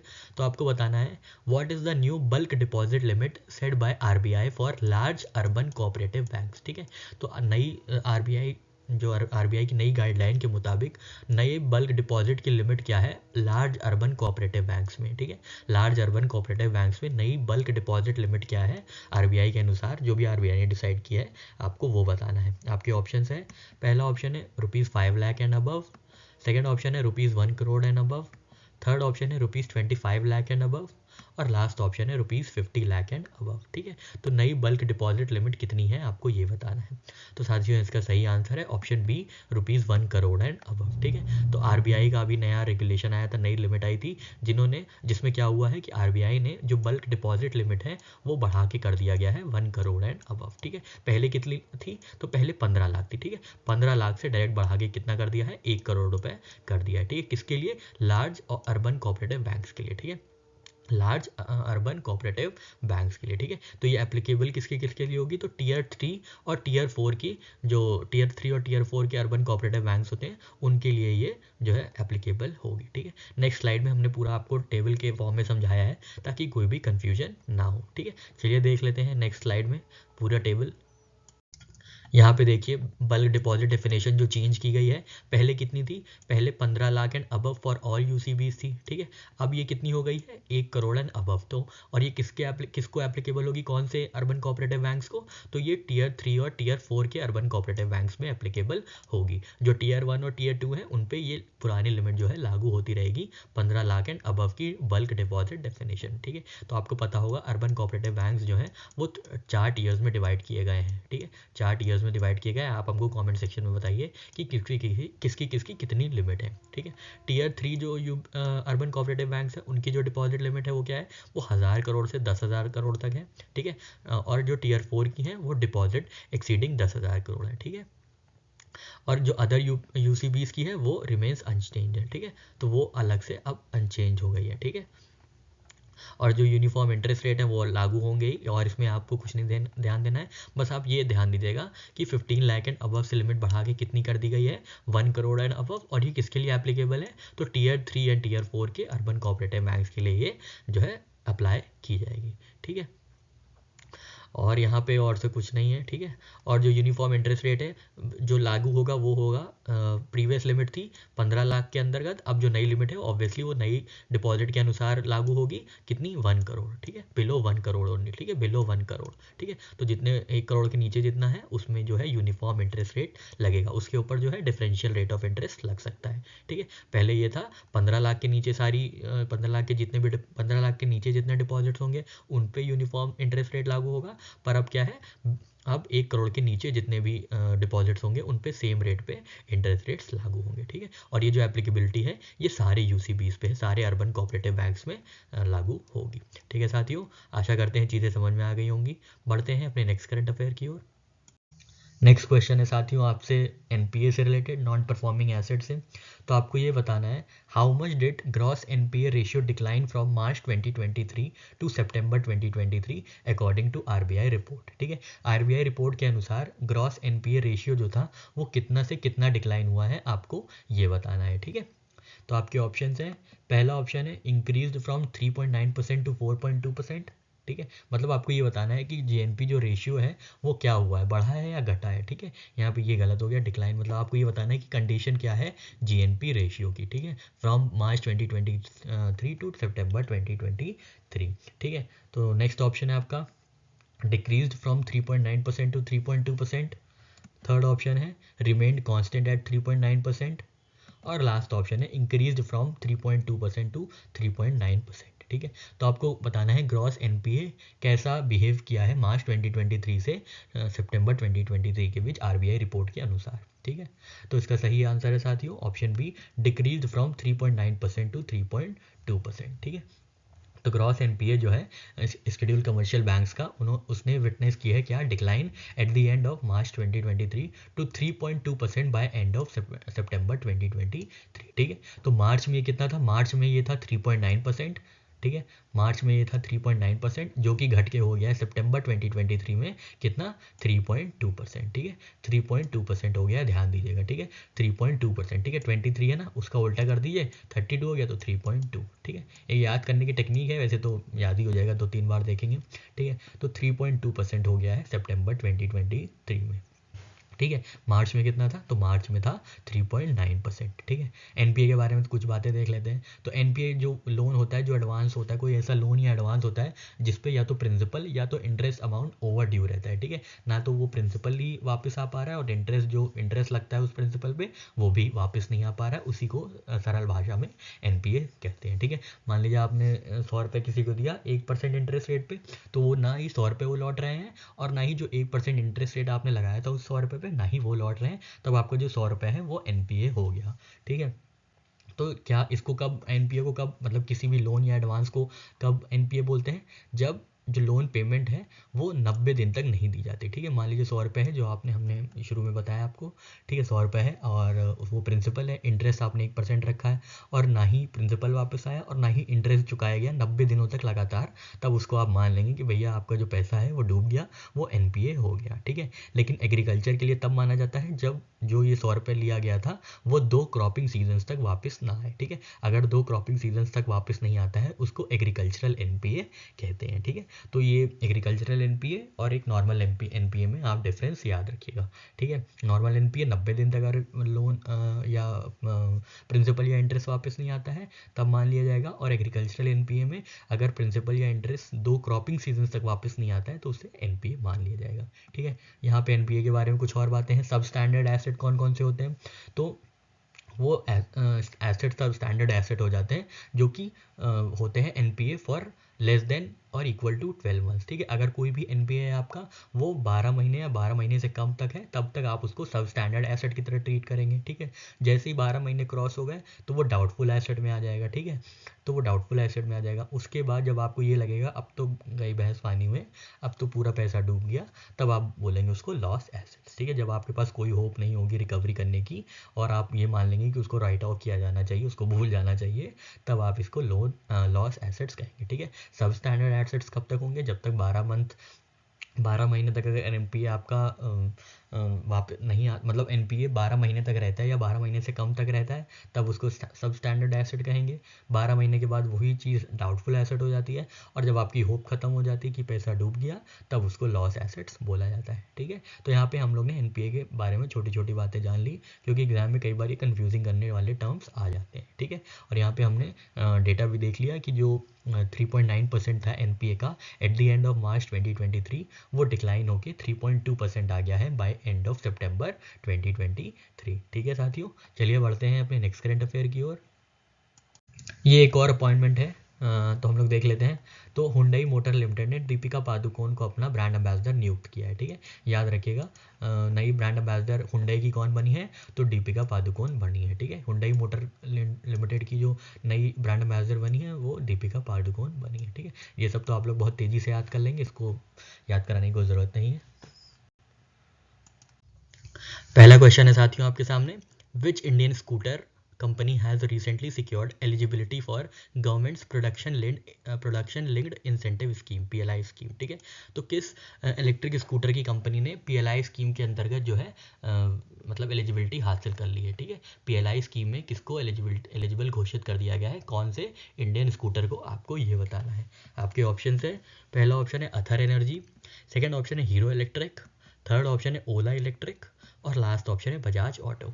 तो किस इंडियन स्कूटर को जो है कि कौन सा इंडियन स्कूटर एलिजिबल हुआ है गवर्नमेंट की पीएलआई स्कीम के लिए, आपको ये बताना था। और इसका सही आंसर है ऑप्शन सी, ओला इलेक्ट्रिक, ठीक है। ओला इलेक्ट्रिक को क्या किया गया है?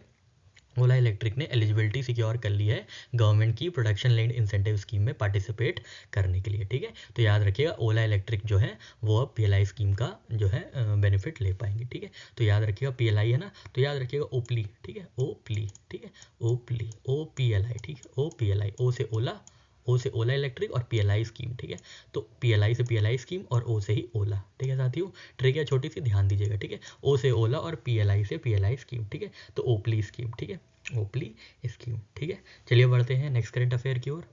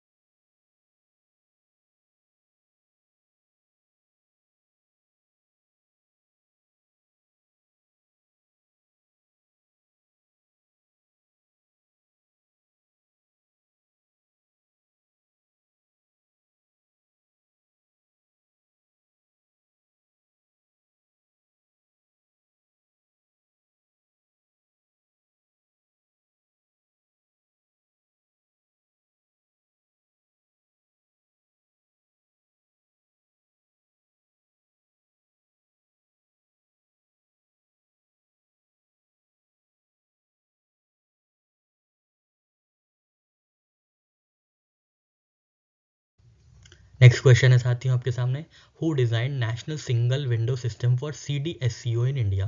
तो national single window system CDSO के लिए किसने डिज़ाइन किया है, आपको ये बताना है, ठीक है।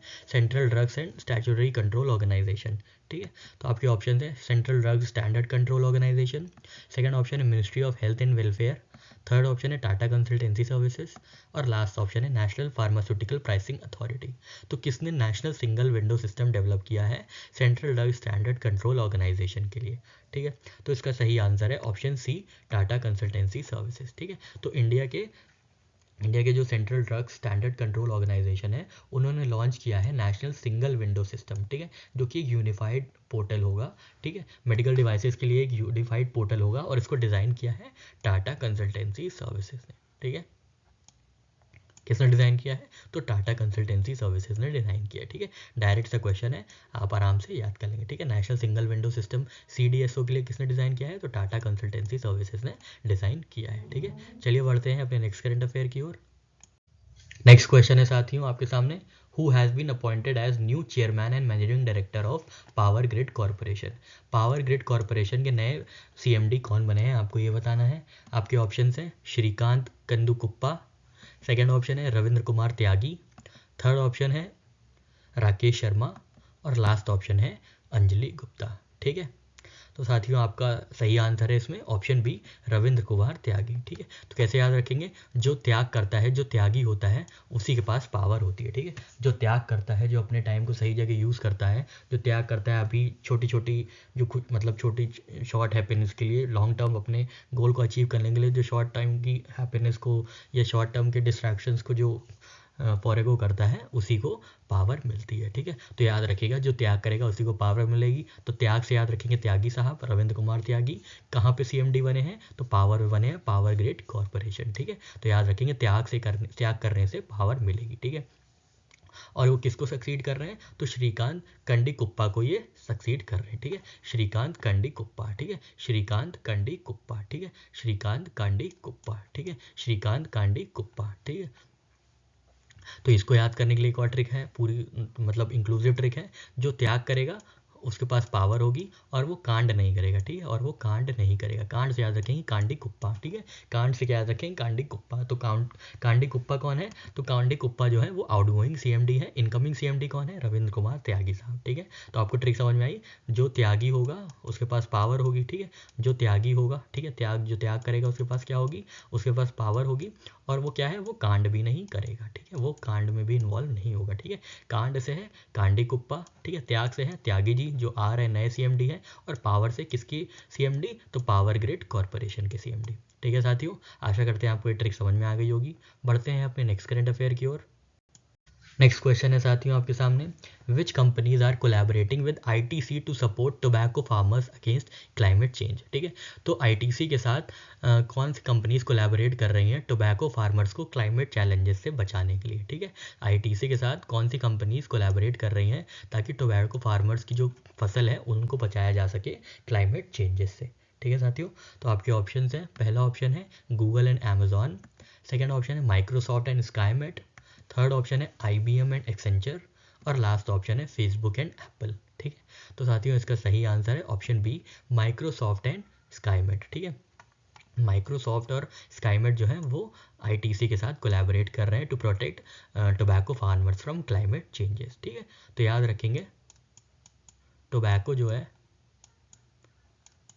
टोबैको मिस्की होता है। ठीक है, टोबैको कैसा होता है? मिस्की होता है, MISKY। ठीक है, मिस्की होता है क्या? टोबैको मिस्की। ठीक है, टोबैको क्या होता है? मिस्की होता है। ठीक है, तो टोबैको फार्मर्स के लिए कौन कंपनी कोलैबोरेट कर रही है? तो MI से माइक्रोसॉफ्ट और SKY से स्काईमेट। ठीक है, MI से माइक्रोसॉफ्ट और स्काई से स्काईमेट। ठीक है, ITC के साथ कौन कोलैबोरेट कर रहा है? तो टोबैको से तो याद ही रखेंगे कि तो इंडियन टोबैको कंपनी तो करेगी। ITC का फुल फॉर्म होता है ना इंडियन टोबैको कंपनी, तो ITC तो होगी ही। ठीक है, टोबैको फार्मर्स के लिए, ठीक है, टोबैको फार्मर्स के लिए टोबैको कंपनी तो होगी ITC, और उसके साथ कौन पार्टिसिपेट करेगा, कौन कोलैबोरेट करेगा? तो मिस्की। ठीक है, मिस्की MISKY। ठीक है, MISKY, स्काई से स्काईमेट और MI से माइक्रोसॉफ्ट। ठीक है साथियों, आशा करते हैं आपको ये ट्रिक समझ में आ गई होगी। बढ़ते हैं अपने नेक्स्ट करंट अफेयर की ओर। एक और अपॉइंटमेंट है यहाँ पे, देख लीजिए जल्दी से। तो निविया ने गीतिका मेहता को नया मैनेजिंग डायरेक्टर बनाया। ठीक है, निविया ने किसको बनाया है? गीतिका मेहता को। ठीक है, गीतिका मेहता को क्या बनाया है? निविया का मैनेजिंग डायरेक्टर। ठीक है, किसको बनाया है? गीतिका मेहता को। ठीक है, क्या बनाया है? Managing director. ठीक है, तो याद रखिएगा निविया गीतिका मेहता। ठीक है, निविया। ठीक है, तो याद रखिएगा नया गीत। ठीक है, नया से याद रखेंगे निविया। ठीक है, नया गीत गाना है। ठीक है, नया गीत गाना है। गीत से याद रखेंगे गीतिका।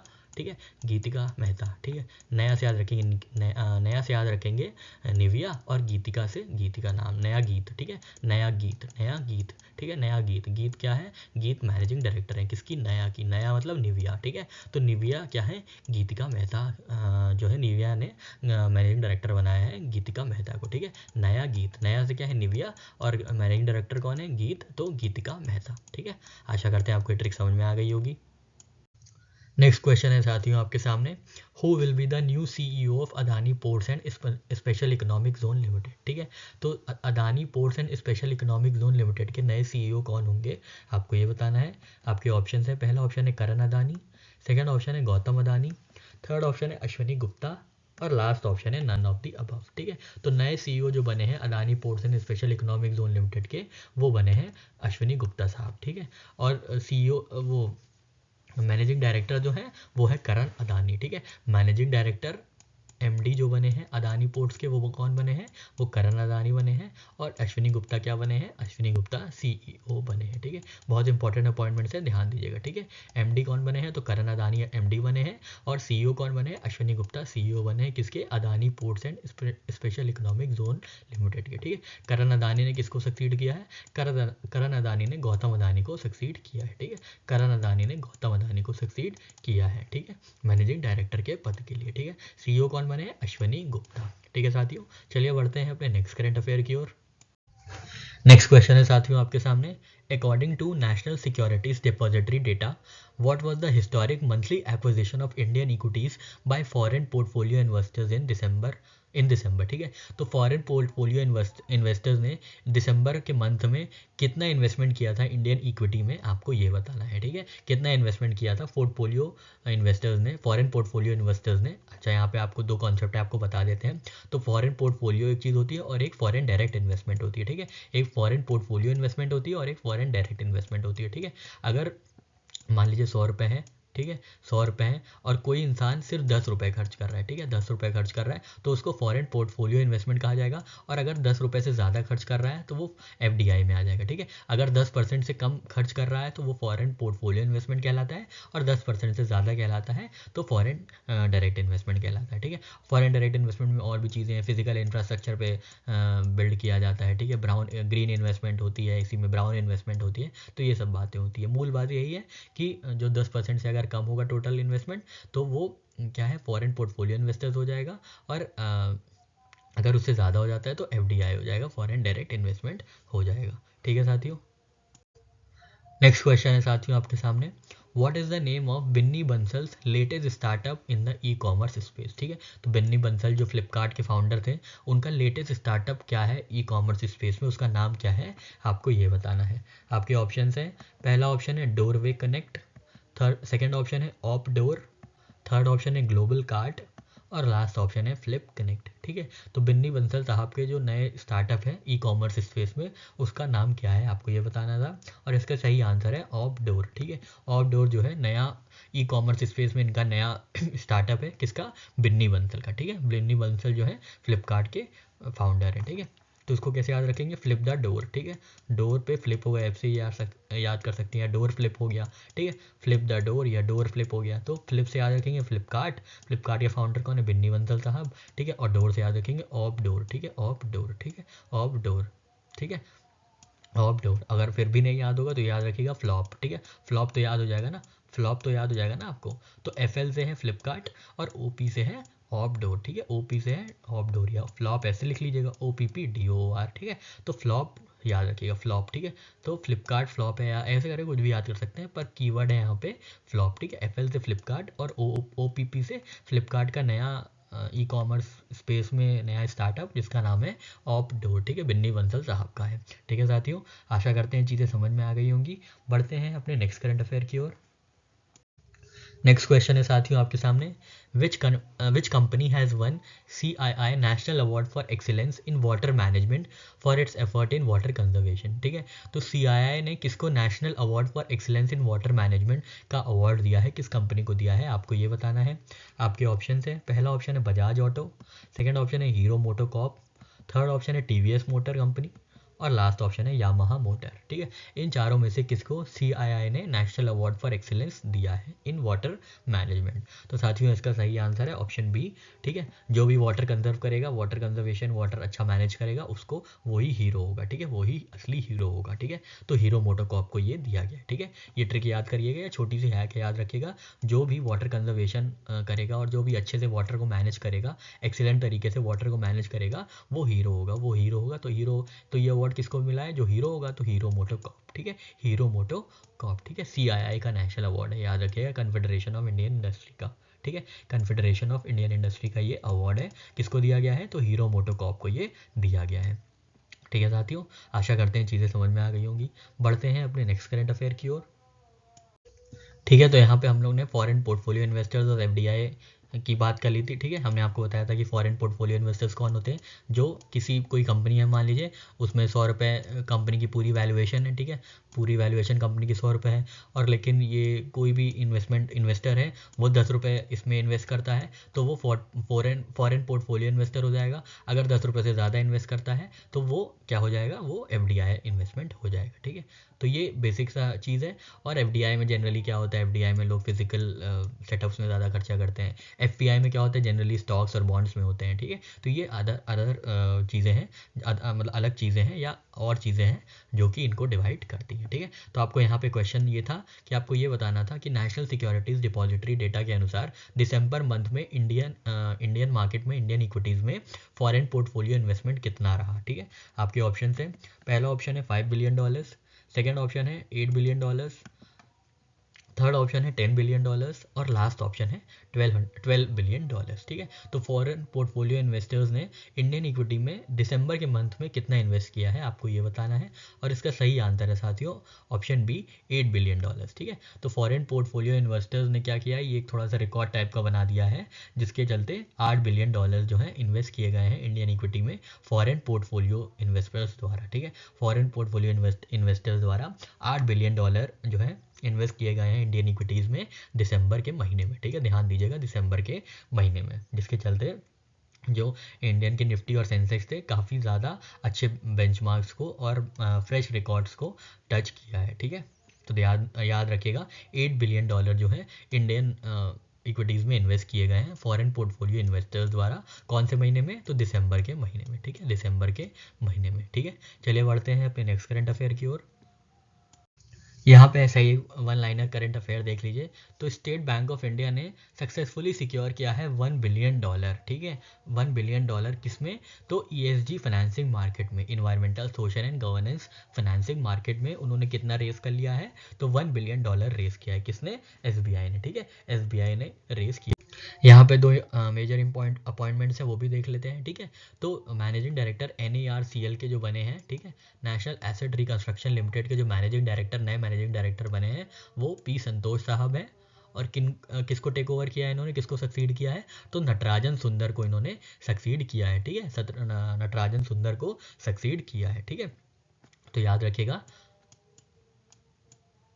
नर सुंदर नहीं संत होना चाहिए। ठीक है, लड़कियां बोलते ना लड़कियों को संत आदमी चाहिए। ठीक है, तो नर सुंदर नहीं संत होना चाहिए। ठीक है, संत होना चाहिए। ठीक है, संत होना चाहिए। ठीक है, सेंट होना चाहिए। ठीक है, नर सुंदर नहीं संत होना चाहिए। ठीक है, नर से याद रखेंगे NARCL। ठीक है, सुंदर से याद रखेंगे जो आउटगोइंग मैनेजिंग डायरेक्टर है, जो कि रिज़ाइन कर चुके हैं, सुंदर साहब, नटराजन सुंदर साहब। ठीक है, और संत से याद रखेंगे संतोष साहब। ठीक है, संतोष साहब। ठीक है, संतोष साहब जो P संतोष हैं, जो नए मैनेजिंग डायरेक्टर बने हैं NARCL के। ठीक है, तो याद रखिएगा, नर सुंदर नहीं संत होना चाहिए। संत से क्या याद रखेंगे, संत से याद रखेंगे संतोष, सुंदर से क्या याद रखेंगे, नटराजन सुंदर, और नर से क्या याद रखेंगे, NARCL। ठीक है, और कौन से पद पे इनका अपॉइंटमेंट हुआ है, तो मैनेजिंग डायरेक्टर के पद पे इनका अपॉइंटमेंट हुआ है, ध्यान दीजिएगा। ठीक है, ये वाली हम लोग ने कवर कर लिया है अपॉइंटमेंट। अब ये वाली करते हैं। ठीक है, all India rubber industries association के नए प्रेसिडेंट बने हैं, वो हैं शशि सिंह। ठीक है, शशि सिंह जो है नए रबर इंडस्ट्रीज एसोसिएशन के प्रेसिडेंट बने हैं। ठीक है, और किसको सक्सीड किए हैं, तो रमेश केजरीवाल जी को इन्होंने सक्सीड किया है। ठीक है, रमेश केजरीवाल जी को इन्होंने सक्सीड किया है। ठीक है, तो याद रखिएगा, आर के बाद क्या आता है, आर के बाद आता है एस। ठीक है, आर के बाद आता है एस, तो एस से शशि सिंह। ठीक है, और कौन किसको सक्सीड किया है, तो जो जिनको सक्सीड किया है, जिनको जो प्रीवियस प्रेसिडेंट थे वो आर से ही थे, तो रमेश केजरीवाल। ठीक है, आर से रमेश केजरीवाल, और जिनको सक्सीड किया उनका क्या नाम है, उसका तो एक के बाद सक्सीड करते हैं, तो आर के बाद क्या आता है एस, तो एस से जो सक्सीड किया उनका नाम क्या है, शशि सिंह साहब। ठीक है, यहाँ पे हम लोग ने देख लिया, नर सुंदर नहीं संत होना चाहिए, सुंदर से नटराजन सुंदर, संत से पी संतोष और नर से NARCL, ठीक है। और यहाँ पे देख लिया रबर से याद रखेंगे, आर से रबर होता है, ठीक है। आर के बाद क्या आता है एस, तो कौन सक्सीड करेगा, एस से जो सक्सीड करेगा, ठीक है, क्योंकि आर के बाद एस आया तो आर वाले के बाद एस वाला आएगा, ठीक है, आर वाले के बाद एस वाला आएगा। तो आर से पहले कौन था, तो आर से पहले था रमेश केजरीवाल साहब, ठीक है, आर से पहले रमेश केजरीवाल साहब थे। और उसके बाद एस आएगा, ठीक है, एस से कौन है, तो शशि सिंह साहब, ठीक है, शशि सिंह साहब, ठीक है साथियों। आशा करते हैं आपको ये ट्रिक समझ में आ गई होगी। नेक्स्ट क्वेश्चन है साथियों आपके सामने, who is the new chief executive officer and managing director of national investment and infrastructure fund limited, ठीक है। NIIFL के नए चीफ एग्जीक्यूटिव ऑफिसर और मैनेजिंग डायरेक्टर कौन अपॉइंट किए गए हैं, आपको ये बताना है। आपके ऑप्शन है, पहला ऑप्शन है अंजलि कपूर, सेकेंड ऑप्शन है राजीव धर, थर्ड ऑप्शन है संजीव अग्रवाल और लास्ट ऑप्शन है मनोज सिंह, ठीक है। तो किसको अपॉइंट किया गया है चीफ एग्जीक्यूटिव ऑफिसर और मैनेजिंग डायरेक्टर कहाँ का, national investment and infrastructure fund limited का, ठीक है। तो साथियों इसका सही आंसर है ऑप्शन सी, संजीव अग्रवाल साहब को। और ये टेक ओवर करेंगे, सक्सीड करेंगे राजीव धर साहब को, ठीक है। राजीव धर साहब को सक्सीड करेंगे कौन, संजय अग्रवाल साहब, किस चीज़ के लिए, CEO और मैनेजिंग डायरेक्टर के लिए। कहाँ के CEO, तो national infrastructure and investment fund limited NIIFL के CEO और MD के पद पे जो अपॉइंट हुए वो संजय अग्रवाल साहब है। और किसको टेक ओवर करेंगे, किसको सक्सीड करेंगे, तो राजीव धर साहब को ये सक्सीड करेंगे, ठीक है। ठीक है, याद रखिएगा संजीव अग्रवाल और राजीव धर साहब। नेक्स्ट क्वेश्चन साथियों अपॉइंटमेंट बेस्ड है, आपको बताना है नए एग्जीक्यूटिव डायरेक्टर सेबी के कौन बने हैं, ठीक है। किसको अपॉइंट किया गया है, एग्जीक्यूटिव डायरेक्टर ऑफ सेबी, ठीक है। Who recently got appointed as executive director of securities and exchange board of India, ठीक है। तो आपको ये बताना है कि नए एग्जीक्यूटिव डायरेक्टर कौन बने हैं सेबी के। आपके ऑप्शन हैं, पहला ऑप्शन है जी राम मोहन राव, सेकेंड ऑप्शन है गोपाल कृष्ण, थर्ड ऑप्शन है राहुल वर्मा और लास्ट ऑप्शन है नेहा कपूर, ठीक है। तो इन चारों में से कौन बने हैं एग्जीक्यूटिव डायरेक्टर सेबी के, ठीक है। तो साथियों इसका सही आंसर है ऑप्शन ए, जी रामा राव, ठीक है, जी राम मोहन राव, ठीक है। जी राम मोहन राव क्या बने हैं, सेबी के नए एग्जीक्यूटिव डायरेक्टर बने हैं, ठीक है। कौन बने हैं, जी राम मोहन राव, ठीक है, जी राम मोहन राव, ठीक है। कैसे याद रखेंगे, सेबी में देखिए 4 लेटर है ना, सेबी में 4 लेटर है, तो जिनका अपॉइंटमेंट हुआ है वो भी 4 लेटर के होंगे, मतलब 4 वर्ड्स के होंगे, जी राम मोहन राव, ठीक है, जी राम मोहन राव, ठीक है, जी राम मोहन राव। तो ऐसे याद करेंगे, सेबी में क्या है, सेबी में 4 लेटर है, SEBI, ठीक है। तो जिनका अपॉइंटमेंट हुआ है उनके में भी 4 लेटर होंगे, ठीक है, जी राम मोहन राव, ठीक है साथियों, ऐसे याद कर लेंगे। आशा करते हैं आपको ये ट्रिक समझ में आ गई होगी। बढ़ते हैं अपने नेक्स्ट करंट अफेयर की ओर। यहाँ एंड में कुछ और वन लाइनर्स देख लेते हैं। तो टाटा पे को क्या मिला है, पेमेंट एग्रीगेटर का लाइसेंस मिला है, ठीक है। टाटा पे को पेमेंट एग्रीगेटर का लाइसेंस मिला है RBI की तरफ से, ठीक है। अब ये इक्वल हो गए हैं रेजर पे, कैश फ्री और गूगल पे जैसे अलग पेमेंट एग्रीगेटर की तरह, ठीक है। तो टाटा पे को पेमेंट एग्रीगेटर का लाइसेंस मिला है RBI की तरफ से। और लास्ट न्यूज़ है यहाँ पे कि IMF ने रिलीज़ किया है $700 million bail out tranche to Pakistan in January, ठीक है। आपसे पूछा नहीं जाएगा, फिर भी आप एक मतलब पासिंग न्यूज़ के लिए इसको देख सकते हैं कि $700 मिलियन जो है IMF ने रिलीज़ किया है पाकिस्तान के लिए जनवरी 2024 में, ठीक है। यहाँ पे एक न्यूज़ थी तो हमने सोचा आपके लिए इंक्लूड कर लेते हैं इस इमेज में, ठीक है। तो IIT मद्रास और आर्सेलर मित्तल जो है, जो वर्ल्ड के लार्जेस्ट स्टील प्रोड्यूसर हैं, वो क्या करेंगे, एशिया की पहली हाइपर लूप फैसिलिटी डेवलप करेंगे, ठीक है। कौन कौन करेगा, IIT मद्रास और आर्सेलर मित्तल, ठीक है, आर्सेलर मित्तल, ठीक है, आर्सेलर मित्तल और IIT मद्रास मिलकर एशिया की पहली हाइपर लूप फैसिलिटी को डेवलप करेंगे, ठीक है। तो याद रखिएगा हाइपर लूप फैसिलिटी कौन डेवलप करेगा, तो दोनों MM नाम से, ठीक है, M से मित्तल और M से IIT मद्रास, ठीक है, M से मद्रास और M से मित्तल, ठीक है। ये क्या करेंगे, ये हाइपर लूप फैसिलिटी डेवलप करेंगे, ठीक है। देख लीजिए यहाँ पे ये हाइपर लूप है, ठीक है, ये हाइपर लूप फैसिलिटी का एक प्रोटोटाइप है या ऐसे ही मॉडल समझ सकते हैं, ठीक है। तो ये कौन डेवलप करेगा, तो IIT मद्रास और आर्सेलर मित्तल, ठीक है। चलिए बढ़ते हैं अपने नेक्स्ट करंट अफेयर की ओर। यहाँ पे कुछ ऐसे वन लाइनर करंट अफेयर से देख लेते हैं जल्दी से। तो मिनिस्ट्री ऑफ फाइनेंस ने एंटी डंपिंग ड्यूटी लगा दी है किस पे, व्हील लोडर्स फ्रॉम चाइना पे, ठीक है। चाइना से जो व्हील लोडर्स आएंगे उन पे एंटी डंपिंग ड्यूटी लग गई है, ठीक है। और PVC जिप्सम टाइल्स पे भी ड्यूटी लग गई है, एंटी डंपिंग ड्यूटी लग गई है। और ये कहाँ से आएंगी, ये चाइना और ओमान से आती थी, वहाँ के लिए एंटी डंपिंग ड्यूटी लग गई है, ठीक है। अब नेक्स्ट है वियतनाम और लद्दाख रीजन जो है आपस में कल्चरल एक्सचेंज और टूरिज्म कोऑपरेशन डेवलप करेंगे, ठीक है, वियतनाम और लद्दाख, ठीक है, वियतनाम और लद्दाख आपस में मिलके कल्चरल एक्सचेंज और टूरिज्म कोऑपरेशन की तरफ काम करेंगे with the theme Ladakh unveiled, ठीक है, with the theme Ladakh unveiled, ठीक है। तो यहाँ पे देख लीजिएगा anti dumping duty wheel loaders के लिए कहाँ के लिए, चाइना पे, ठीक है, और जिप्सम टाइल्स के लिए चाइना और ओमान पे एंटी डंपिंग ड्यूटी, ठीक है, ताकि वो जो सस्ते अपने अपने देश में सस्ता माल बनाते हैं और यहाँ पे लाके डंप कर देते हैं, जिससे डोमेस्टिक जो मैन्युफैक्चरर्स हैं, डोमेस्टिक प्रोड्यूसर्स हैं, उनको नुकसान होता है। तो उनको नुकसान से बचाने के लिए जो ड्यूटी लगाई जाती है वो एंटी डंपिंग ड्यूटी होती है, ठीक है। ठीक है साथियों, चलिए बढ़ते हैं अपने नेक्स्ट करंट अफेयर की ओर, देख लेते हैं।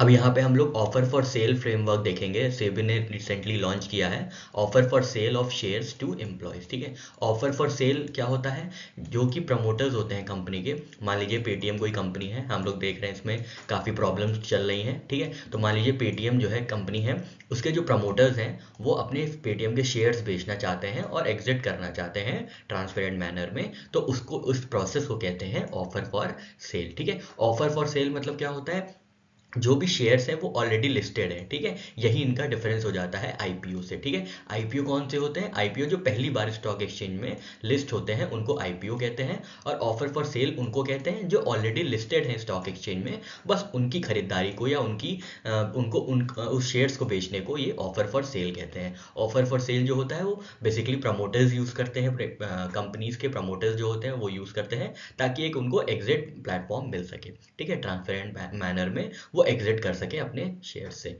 ठीक है। तो अब ये जो ऑफर फॉर सेल है ये एम्प्लॉयज़ को कैसे दिया जाएगा उसके लिए फ्रेमवर्क लाई है सेबी, ठीक है। एम्प्लॉयज़ को कैसे ये ऑफर फॉर सेल दिया जाएगा उसके लिए ये फ्रेमवर्क आया है, तो हम लोग देख लेते हैं। तो ये सेटलमेंट होगा जो एम्प्लॉयज़ के शेयर्स का होगा वो ट्रांजैक्शन प्लस 1 डे में हो जाएगा, ठीक है। आज जैसे ट्रांजैक्ट किया है तो कल के अंदर उनका क्या होगा, सेटलमेंट हो जाएगा। बिडिंग पीरियड कितनी होगी, कब तक बिड कर सकते हैं एम्प्लॉयज़ ऑफर फॉर सेल के लिए, तो T+1 डे तक बिडिंग की जा सकती है ड्यूरिंग ट्रेडिंग आवर्स, ठीक है। अब मैक्सिमम बिड अमाउंट कितना है, मैक्सिमम बिड वो 5 लाख तक की बोली लगा सकते हैं, बिड लगा सकते हैं, ठीक है।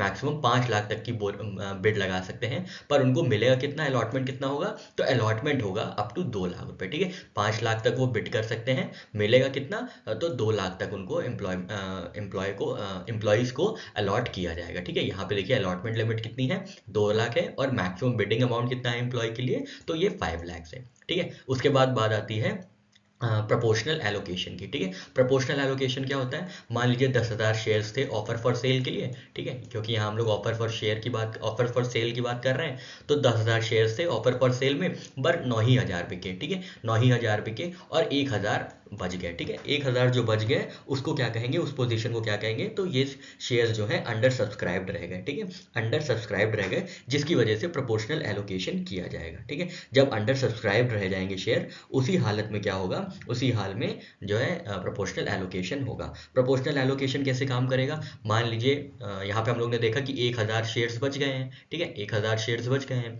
अब मान लीजिए यहाँ पे 2 एम्प्लॉयज़ हैं, एक एम्प्लॉय ए और एक एम्प्लॉय बी, ठीक है। अब हम लोग ने यहाँ पे देखा था कि मैक्सिमम बिडिंग अमाउंट कितनी है, 5 लाख, ठीक है।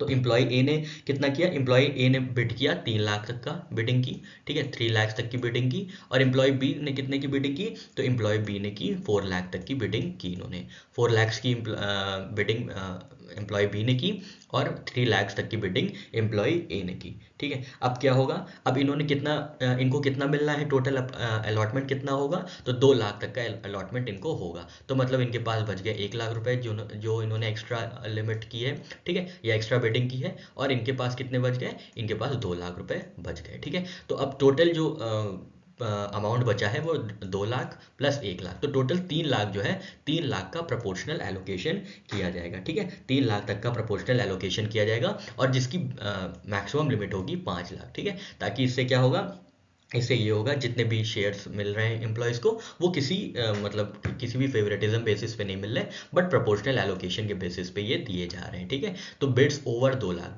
ठीक है, 2 लाख के ऊपर जितने की बिड होगी उतना मिलेगा, मतलब देखिए यहाँ पे जैसे 2 लाख बिडिंग थी टोटल, पर एम्प्लॉय ए ने 3 लाख तक का बिड किया था तो उनको 1 लाख तक का शेयर मिल जाएगा, और यहाँ पे एम्प्लॉय बी ने 4 लाख तक की बिडिंग की थी, 2 लाख से कितनी ज़्यादा है 4 लाख, तो 2 लाख, तो 2 लाख तक का उनको शेयर मिल जाएगा, ठीक है। तो यहाँ पे प्रोपोर्शनल एलोकेशन की बात बात ये हो गई।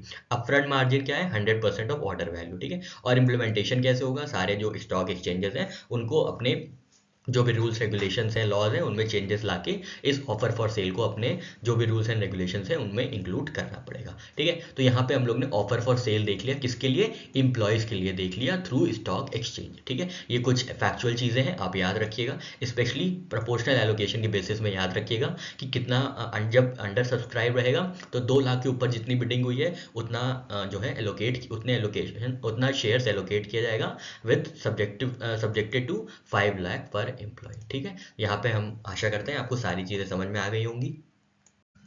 यहाँ पे हम लोग I select guaranteed future plus के बारे में देखेंगे।